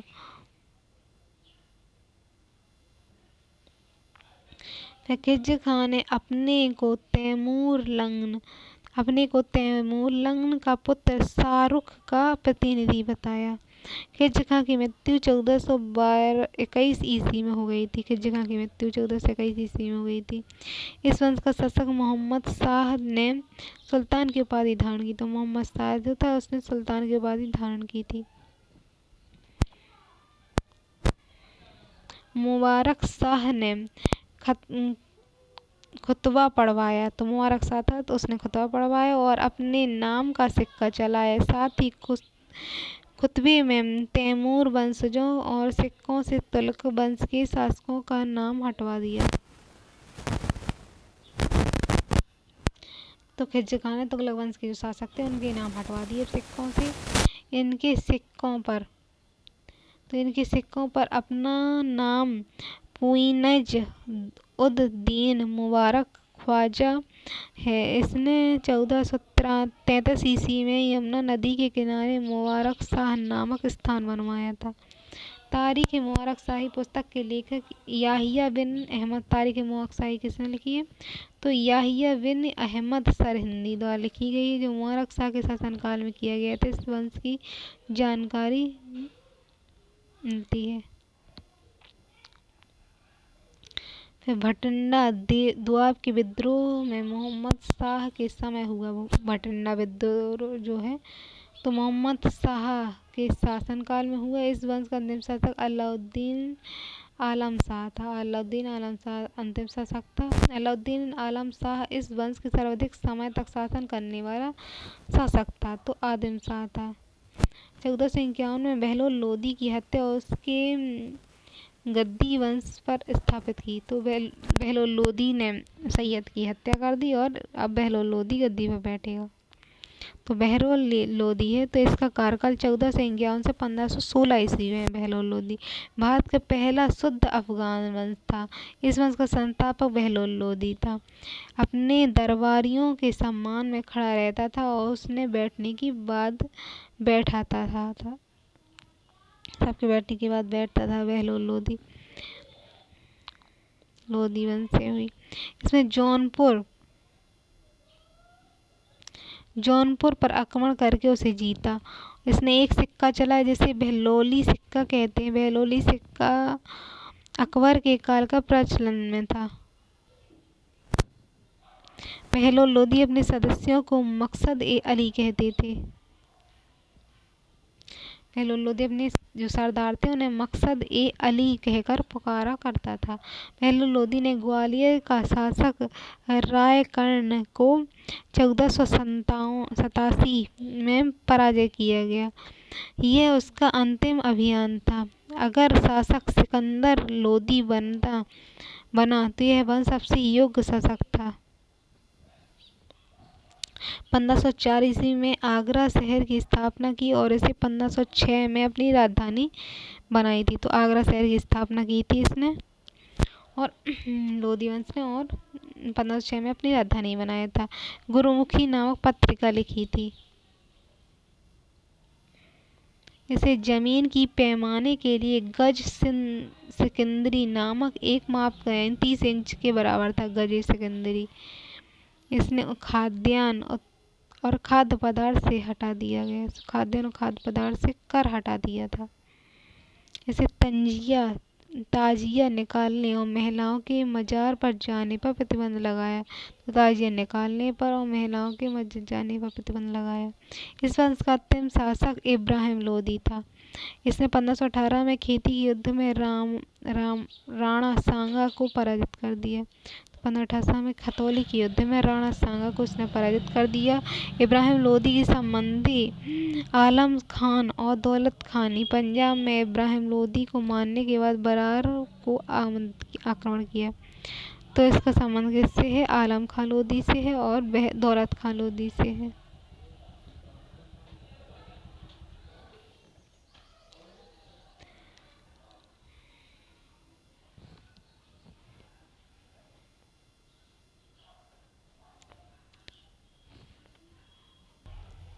फिर 1518 में खतौली के युद्ध में राणा सांगा को पराजित कर दिया। इब्राहिम लोदी संबंधी आलम खान और दौलत खान ने इब्राहिम लोदी को मारने के लिए बाबर को आमंत्रित किया था। दौलत खान भी उसमें शामिल था और आलम खान भी। और पानीपत के तृतीय युद्ध यानी 1526 पानीपत का जो प्रथम युद्ध है 1526 में इब्राहिम लोदी की हत्या कर दी गई और लोदी वंश के स्थान पर मुगल वंश की स्थापना हो गई।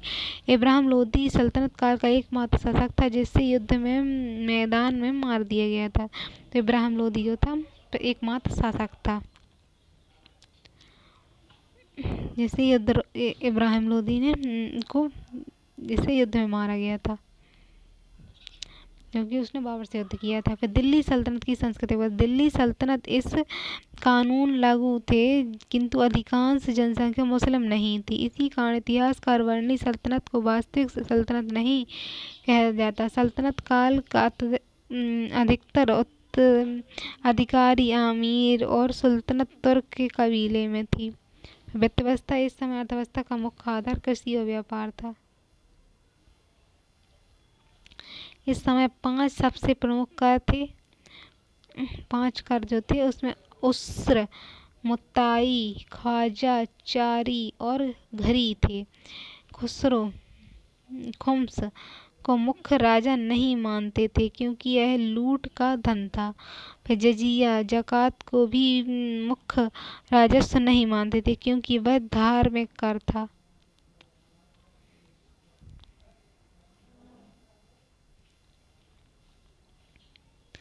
फिर टैक्स पर वसूलने वाला सबसे महत्वपूर्ण ग्राम अधिकारी चौधरी होता था। टैक्स को ग्राम में कौन मंगाता था? तो चौधरी मंगाता था। जबकि सबसे बड़ा अधिकारी इक्तादार होता था। जब इक्तादार निश्चित टैक्स भी आधे से अधिकार टैक्स वसूल कर लेता था। यह तो एक अतिरिक्त आय को फवाजिल कहा जाता था।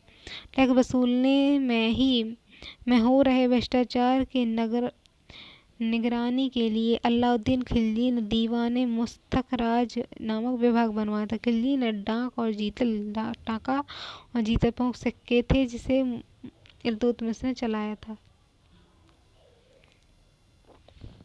फिर गुलाम वंश के शासक अलाउद्दीन महमूद शाह ने अपने सिक्कों पर खिलफा नामक चित्र बनवाया। सल्तनत कालीन धार्मिक व्यवस्था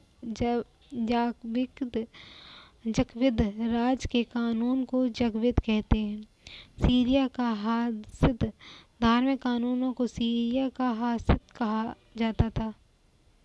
दीवान रसालत धार्मिक मामलों की जानकारी होती। दीवान बंदगान उलेमाओं का समूह था और सर पर साफा बांधते थे। उच्च धार्मिक गुरुओं को उलेमा कहते थे।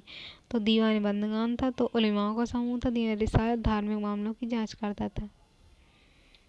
फिर सल्तनत कालीन स्थापत्य और वास्तुकला। तो भवन निर्माण कला की स्थापत्य कला कहते हैं। सल्तनत काल में भवन निर्माण को स्थापत्य कला कहते हैं। घोड़े के नाल के आकार के मेहराब की आकृति का निर्माण सर्वप्रथम अलाउद्दीन खिलजी ने अलाई दरवाजे में किया। फिर अष्टमुंजी मकबरा का निर्माण तुर्काबाद में हुआ और गयासुद्दीन तुगलक ने तुर्काबाद का शहर बसाया। आगे बड़े आकार के मेहराब दीवार का निर्माण खिलजी वंश में हुआ। तो बड़े आकार की मेहराब और दीवारों का निर्माण खिलजी वंश में हुआ था। बलबन पहला सुल्तान था जिसके मकबरा इस्लामिक पद्धति शुद्ध इस्लामिक में बना था। तो ये शासक हैं और उनके कार्य हैं। कुतुबुद्दीन ऐबक। तो कुतुबुद्दीन ऐबक इस्लाम मस्जिद दिल्ली भारत में निर्माण में प्रथम मिसाइल थी। अढ़ाई दिन का झोपड़ा अजमेर। इस मस्जिद की दीवार पर विग्रह राज चतुर्थ द्वारा रांची संस्कृत नाटक हैरी क्ले के अंश उत्कीर्ण हैं। यह सबसे पहले बौद्ध मठ व सांस्कृतिक विद्यालय था।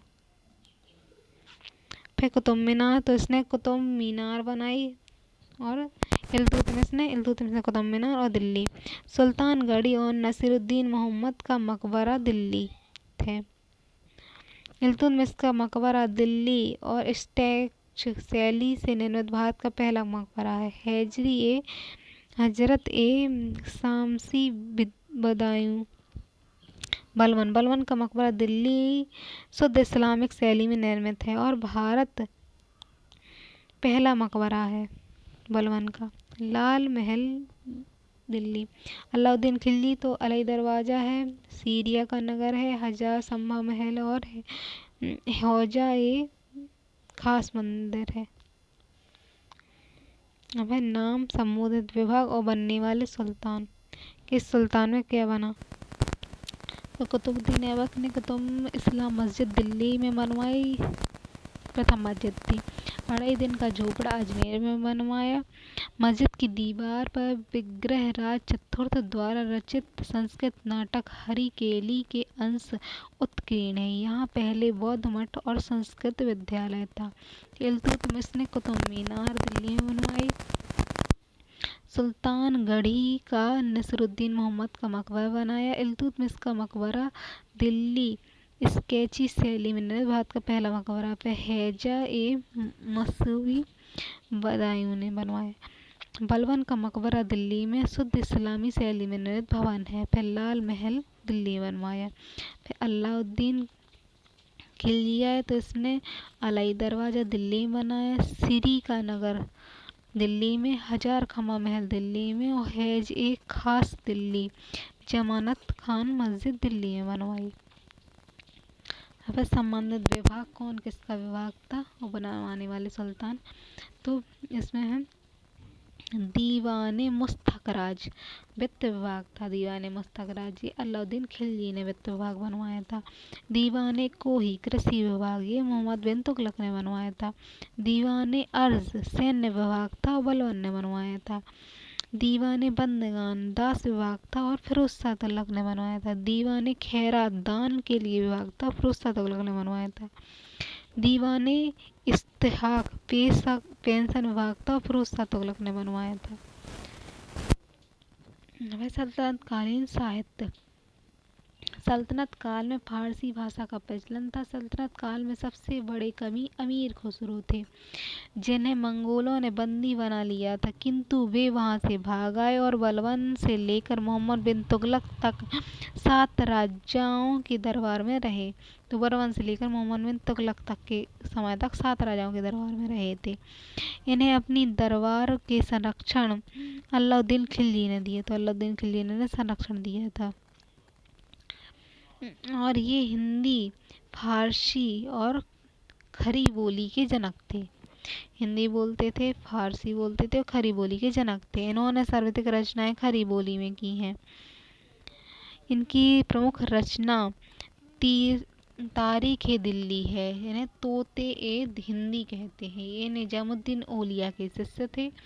इन्होंने तबला और सितार का आविष्कार किया। सितार को हिंदू मुस्लिम का मिश्रण कहते हैं सितार को।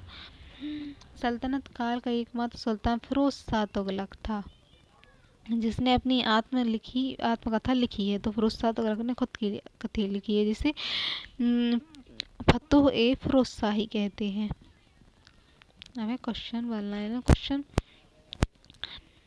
तो 1206 से 1290 तक दिल्ली सल्तनत में किस वंश का शासक था? गुलाम वंश का। गुलाम वंश का संस्थापक कौन था? कुतुबुद्दीन ऐबक था। कुतुबुद्दीन ऐबक ने अपनी राजधानी लाहौर में को बनवाया। भारत का प्रथम मुस्लिम सुल्तान कौन था? कुतुबुद्दीन ऐबक था। 2.5 दिन का झोपड़ा एवं कुतुबुल इस्लाम मस्जिद का निर्माण कुतुबुद्दीन ऐबक ने करवाया था। नाला विश्वविद्यालय को ध्वस्त करने बख्तियार खिलजी था।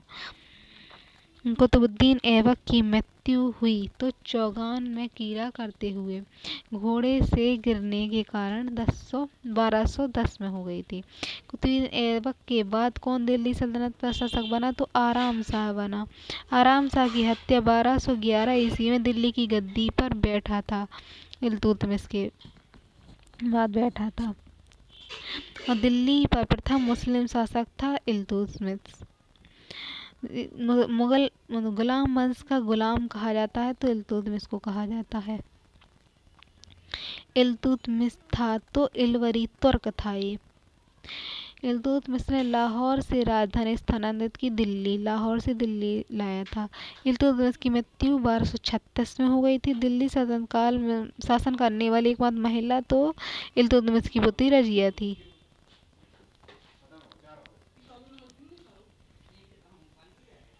मंगोल पहली बार सिंधु घाट पर देखे गए इल्तुतमिश के शासनकाल में। दिल्ली के सुल्तान बलबन का पूरा नाम था गियासुद्दीन बलबन। दिल्ली पर वह सुल्तान जिसने विषय में कहा जाता है कि वह रक्त लौह की नीति तो बलबन ने अपनाई थी। बलबन कौन सी पदवी धारण की? जिसे जिल्ले-ए-इलाही की। फिर नौरोज प्रथम का आरंभ किया था बलबन ने, नौरोज प्रार्थना। बलबन का वास्तविक नाम था बहलोद्दीन। फिर सजदा एवं उपवास प्रथा की शुरुआत बलबन ने की। नसीरुद्दीन मोहम्मद ने बलबन को कौन सी उपाधि प्रदान की? तो उल्लुग खां की। बलबन ने दीवान ए आजिर पद का किसे नियुक्त किया? तो इमादत उल मुल्क। गुलाम वंश का अंतिम शासक था शैमुद्दीन कैमूर्स। जलालुद्दीन खिलजी ने दिल्ली सल्तनत पर शासन के लिए एक नए खिलजी वंश की स्थापना किस वर्ष? तो 1290 में। हजार दीनारी के नाम से किसे जाना जाता है? तो मलिक कफूर को हजार दीनारी के नाम से जाना जाता है। अमीर खुसरो और हसन को दिल्ली के किस सुल्तान ने राजस्व प्रदान किया? तो अलाउद्दीन खिलजी ने। सल्तनत शासकों में सबसे पहला सुल्तान कौन सा जिसने स्थायी सेना रखनी शुरू की? तो अलाउद्दीन खिलजी ने स्थायी सेना रखी। दक्षिण में देवगिरी राज्य को सुल्तान द्वारा दिल्ली सल्तनत का अंग बनाया? तो मुबारक शाह खिलजी। दिल्ली का वह सुल्तान जिसने सिकंदर सानी की उपाधि धारण की? तो अलाउद्दीन खिलजी ने। अलाउद्दीन खिलजी के आक्रमण के समय देवगिरी का शासक कौन था? तो रामचंद्र देव थे। देवगिरी के शासक रामचंद्र। मूल नियंत्रण पद्धति को पहली बार लागू किया खिलजी ने? अलाउद्दीन खिलजी। बाजार नियंत्रण अलाउद्दीन खिलजी। दिल्ली सल्तनत तुगलक वंश की स्थापना गयासुद्दीन तुगलक ने। दिल्ली में तुगलकाबाद नगर की नींव गयासुद्दीन तुगलक ने। दिल्ली सल्तनत की सीमा पर सर्वाधिक विस्तार किस सुल्तान के समय हुआ? तो मोहम्मद बिन तुगलक के समय हुआ। सबसे अधिक समय तक देश में राज्य किया तुगलक वंश के सुल्तानों ने। फिर दीवाने अमीर ए कोही एक नया विभाग किस सुल्तान द्वारा शुरू किया गया? दीवाने अमीर ए कोही। तो मोहम्मद बिन तुगलक द्वारा। मोहम्मद बिन तुगलक अपनी राजधानी दिल्ली से दौलताबाद ले गया। वह सुल्तान जिसके दरबार में सबसे अधिक गुलाम थे? फिरोजशाह तुगलक के। सर्वाधिक लोक निर्माण विभाग की स्थापना की फिरोजशाह तुगलक ने। टोपा मेरठ से 2 अशोक स्तंभ लेकर दिल्ली आया? तो फिरोजशाह तुगलक। और फिर 1414 में दिल्ली सल्तनत पर सैयद वंश की स्थापना किसने की? खिज़्र खान है। मोहम्मद शाह के शासन में खान ए जहां की उपाधि किसने धारण की? तो सरवर उल मुल्क। दिल्ली सल्तनत का विघटन अंततः किस युद्ध में हो गया? प्रथम पानीपत के युद्ध से। सल्तनत काल में राजत्व के सिद्धांत को अपनी उत्कृष्ट से व्याख्यायित करने का पहला सफल प्रयत्न किस सुल्तान ने किया? गयासुद्दीन बलबन ने। सल्तनत काल में डाक और गुप्तचर विभाग का अध्यक्ष क्या कहलाता था? बारिदे मुमलिक कहलाता था। दिल्ली सल्तनत के लिए किस सुल्तान ने सैनिकों को भी वेतन भूराजस्व के रूप में देने की प्रथा शुरू की? तो फिरोजशाह तुगलक ने देने की शुरू की। वेतन भूराजस्व के रूप में देने की शुरुआत की फिरोजशाह तुगलक ने।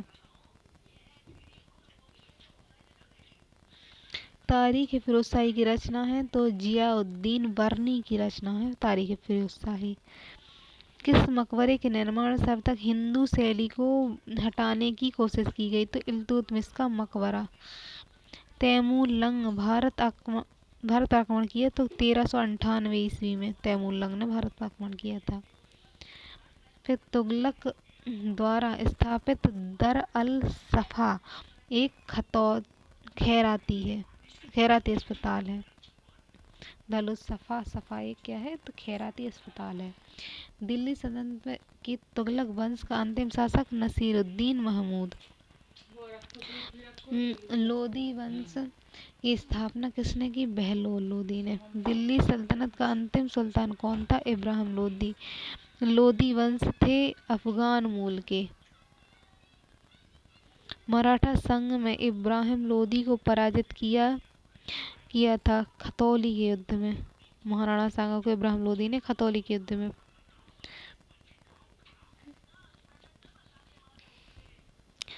गुलरुखी नाम की उपमा से कविताओं की रचना सिकंदर लोदी ने की। मुसलमानों से लिए जाने वाले भूमि कर कहलाता था उस्र। गैर मुसलमान से लिया जाने वाला भूमि कर खाजा भूमि कर देता। गैर मुसलमान से खाजा कहते थे। जजिया से तात्पर्य गैर मुसलमानों पर लगने वाला धार्मिक कर था। सल्तनत काल में प्रशासन की सबसे छोटी इकाई ग्राम थी और मुख्य विभाग एवं से संबंधित थे। सुल्तान प्रमुख विभाग उनसे संबंध है? तो सुल्तान दीवान ए मुस्तखराज। दीवान ए मुस्तखराज अलाउद्दीन खिलजी से संबंधित है। दीवान ए कोही मोहम्मद बिन तुगलक से संबंधित है। दीवाने अर्ज बलबन से संबंधित था। दीवाने बंदगान फिरोज शाह तुगलक से। दीवाने खैरात फिरोज शाह से। दीवाने इस्तखराज फिरोज शाह से। महमूद गजनवी के भारत आक्रमण का उद्देश्य क्या था? तो मध्य एशिया में बड़े साम्राज्य की स्थापना के लिए धन जुटाना था उसे। फिर महमूद गजनवी भारत आक्रमण के समय भारत आए विद्वान अल-बरूनी ने किस महत्वपूर्ण ग्रंथ की रचना? तो किताबुल हिंद। अल-बरूनी ने किताबुल हिंद की रचना की है। दिल्ली सल्तनत की दरबारी भाषा थी फारसी। दिल्ली सल्तनत की दरबारी भाषा फारसी थी।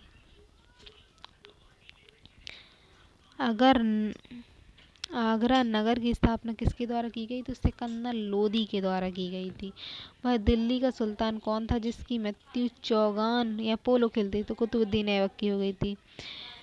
कुबलत उल इस्लाम मस्जिद का निर्माण किसके द्वारा किया गया था? कुतुबुद्दीन ऐबक। तराइन की पहली लड़ाई 1191 में किसके बीच हुई? तो गौरी और पृथ्वीराज चौहान।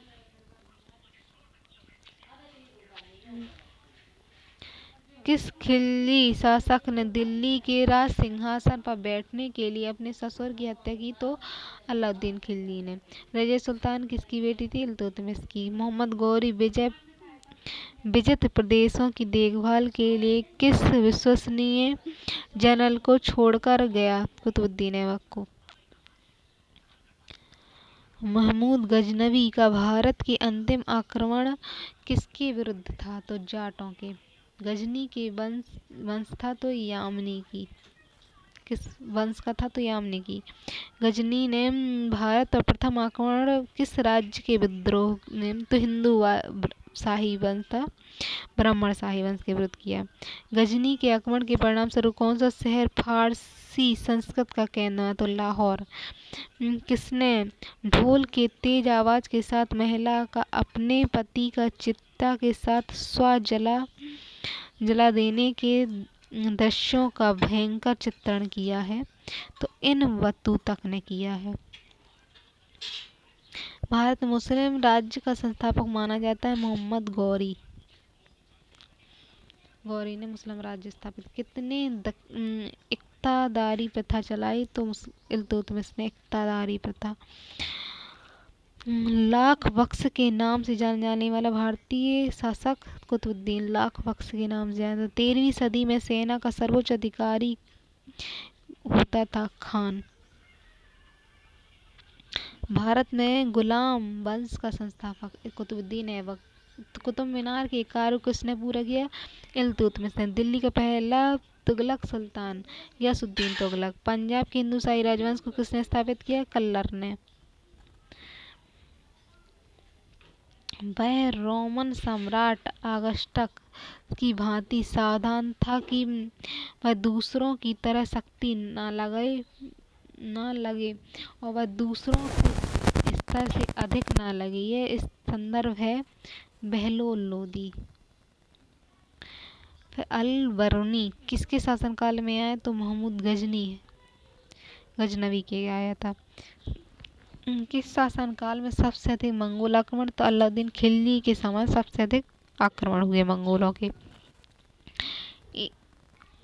तराइन की द्वितीय युद्ध किसके विरुद्ध? तो गौरी ने पृथ्वीराज चौहान को इसमें पराजित कर दिया था। सन 1329 में 1330 के बीच किसने तांबे के सिक्के के रूप में प्रमाण स्वरूप मुद्रा संकेतक मुद्रा प्रचलित की? तो संकेतक मुद्रा मोहम्मद बिन तुगलक ने की। दिल्ली के किस सुल्तान को इतिहासकारों ने विरोधों का मिश्रण बताया? मोहम्मद बिन तुगलक को। लोदी वंश का अंतिम शासक इब्राहिम लोदी। इनाम भूमि किसे कहा जाता है? तो विद्वान और धार्मिक व्यक्तियों को इनाम भूमि। यात्री इन मतों कहाँ से आया था? मोरक्को से आया था। उत्तरी भारत में प्रथम मुस्लिम महिला शासिका तो रजिया सुल्तान थी। दिल्ली के प्रथम सुल्तान कौन थे? दक्षिण भारत को पराजित करने का प्रयास किया तो अलाउद्दीन खिलजी। दक्षिण भारत तक पराजित किया उसने। भारत का प्रथम तुर्क आक्रमण करने वाला, तुर्कों से जो आक्रमण हुए उसमें गजनवी आया था। गजनवी। अलाई दरवाजा का मुख्य द्वार कुतुब मीनार का है। अलाई दरवाजा किसका मुख्य द्वार है? तो कुतुब मीनार का है। कौन सा शासक दास गुलाम राजवंश से संबंधित है? इल्तुतमिश। दक्षिण अफ्रीका इन बतूता के शासन काल में भारत आया? तो इन बतूता किसके काल में आया? तो मोहम्मद बिन तुगलक के शासन काल में आया था। महमूद गजनवी ने भारत पर कितनी बार? 17 बार आक्रमण किया। तो किसने अपने बेटे को खलीफा घोषित किया? मुबारक शाह खिलजी ने अपने को खलीफा, खुद को खलीफा घोषित कर दिया। लोधी वंश का संस्थापक बहलोल लोधी था। भारतीय इतिहास में बाजार नियंत्रण पद्धति अलाउद्दीन खिलजी की थी। राज्य संबंधों में उलमा के दखल का विरोध किस सुल्तान ने किया? अलाउद्दीन खिलजी ने। 11वीं सदी में भारत के दर्पण किसे कहते हैं? किताब उल हिंद को। किताब उल हिंद को कहते हैं। बेहिंद का युद्ध किसके बीच लड़ा गया? मोहम्मद गजनी और आनंद पाल के बीच। बेहिंद का युद्ध 1008 और 9 में लड़ा गया। दिल्ली सल्तनत का प्रथम सुल्तान कौन था जिसने स्थायी सेना रखी? तो खिलजी ने स्थायी सेना रखी। दिल्ली सल्तनत में से किसने तैमूरी शासक मिर्जा शाहरुख के अधिराज्य में आना स्वीकार किया? खिज्र खां सैयद ने। कौन गुररुखी में उपमा से कविता लिखता था? सिकंदर लोधी गुररुखी नाम से कविता लिखता था। भारत का वह पहला शासक कौन था जिसने मोहम्मद गौरी को पराजित किया? तो श्रीलंकी शासक भीमद्वितीय ने पराजित कर दिया। गौरी किस वंश का था? तो संशवनी का था। अलाउद्दीन खिलजी के आक्रमण के समय देवगिरी का राजा रामचंद्र देव थे। जब उसने उत्सव प्राप्त किया तो वह शरीयत के नियमों के आदेशों से पूर्णतः स्वतंत्र था। वर्णी का कथन है किसके? अलाउद्दीन खिलजी के लिए है। फिर सल्तनत काल में भूराजस्व सर्वेक्षण ग्रामीण अधिकारी, भू सर्वेक्षण का सर्वोत्तम ग्रामीण अधिकारी चौधरी होता था।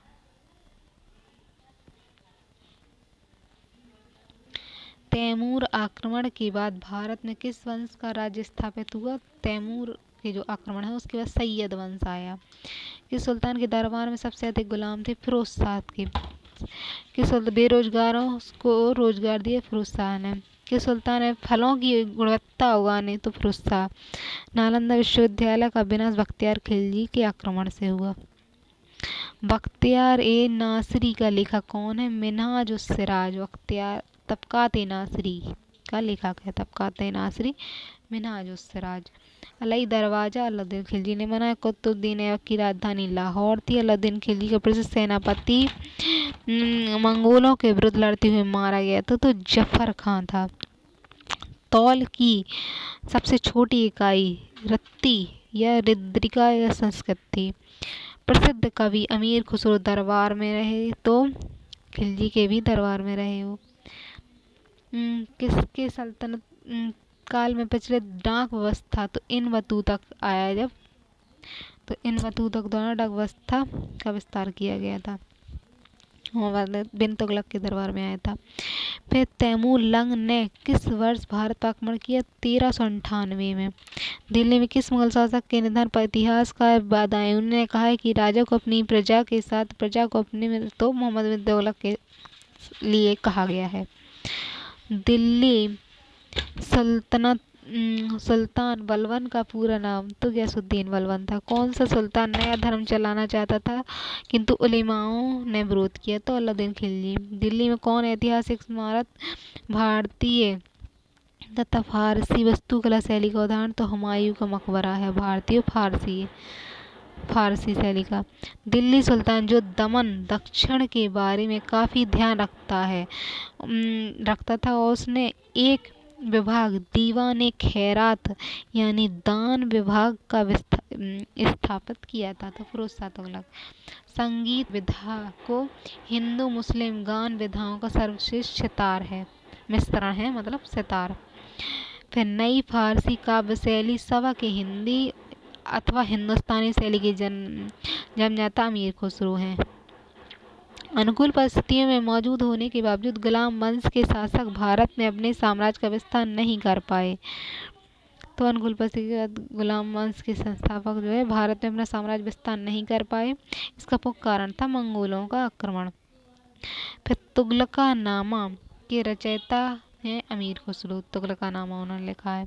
भारत में मोहम्मद गौरी ने किस प्रथम अख्ता प्रदान किया था? कुतुबुद्दीन ऐबक को। फिर सुल्तान के काल में खालिसा भूमि अधिक पैमाने पर विकसित हुई। अलाउद्दीन खिलजी के समय खालसा भूमि विकसित हुई। फिर सल्तनत काल के सिक्के टंका और ससगनी एवं जीतल किन धातुओं से बने थे? तो चांदी और तांबा से बने थे।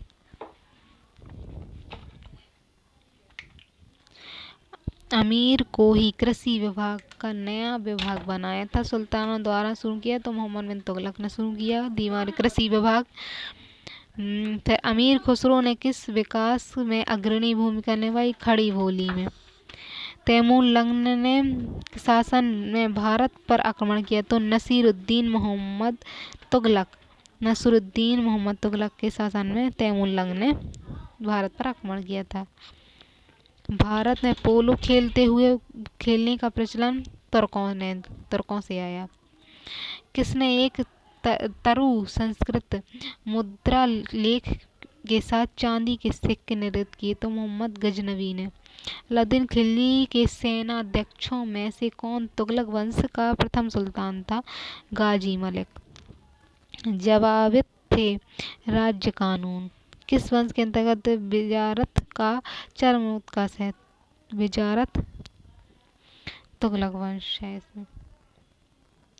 2.5 दिन का झोपड़ा मस्जिद अजमेर का निर्माण करवाया, तो कुतुबुद्दीन ऐबक ने करवाया। कौन अपने ईश्वर का अभिशाप करता है? चंगेज खां। दिल्ली सल्तनत का पहला सुल्तान कौन था जिसने दोआब के आर्थिक महत्व को समझा? इल्तुतमिश। दिल्ली सल्तनत के तुगलक वंश का अंतिम शासक कौन था? नसीरुद्दीन महमूद। सल्तनत काल में फावाजिल का अर्थ है इक्तादारों द्वारा सरकारी खजाने में जमा की जाने वाली अधिशेष राशि। दिल्ली का सुल्तान जो भारत में नहरों के सबसे बड़े जाल का निर्माण करने के लिए प्रसिद्ध था, फिरोज शाह तुगलक। चंगेज खां के अधीन मंगोलों ने किस शासन काल में भारत पर आक्रमण किया? तो इल्तुतमिश के शासनकाल में। अपनी शक्ति को समेकन करने के बाद बलबन ने भव्य उपाधि धारण की, तोत-ए-हिंद की। बलबन ने तोत-ए-हिंद की उपाधि धारण की। कौन सुल्तान की मृत्यु तुगलकाबाद में? तो गयासुद्दीन तुगलक की हो गई थी भवन गिरने से। नहर निर्माण दिल्ली का प्रथम सुल्तान गयासुद्दीन। नहर निर्माण प्रथम बार तो गयासुद्दीन तुगलक ने करवाई, सबसे अधिक बार फिरोज शाह ने। फिर लोदी वंश का सर्वाधिक शक्तिशाली सिकंदर लोदी था। किसने भूमि मापने का गज-ए-सिकंदरी का प्रचलन? तो गज-सिकंदरी भूमि माप की पद्धति थी, सिकंदर लोदी ने चलाई। किस मुस्लिम शासक ने सिक्कों पर देवी लक्ष्मी की आकृति गौरी के समय मिली है? रजिया बेगम को। सत्तायुक्त में किसका हाथ था? तो तुर्कों का। किस सुल्तान ने अपनी आत्मकथा फतुह-ए-फिरोजशाही लिखी? तो फिरोज शाह ने खुद लिखी है। दिल्ली के किस सुल्तान ने ब्राह्मणों पर भी रजिया लगाया? तो फिरोज शाह ने ब्राह्मणों पर भी लगाया था। ग्वालियर विजय के बाद इल्तुतमिश ने सिक्कों पर किसका नामांकित कराया? पुत्ती रजिया का। इल्तुतमिश ने ग्वालियर विजय के बाद रजिया का नामांकित। नसीरुद्दीन मोहम्मद के शासन में मुख्य काजी के पद पर कौन थे? तो मिन्हाज-उस-सिराज थे। बलबन का वास्तविक नाम बहाउद्दीन।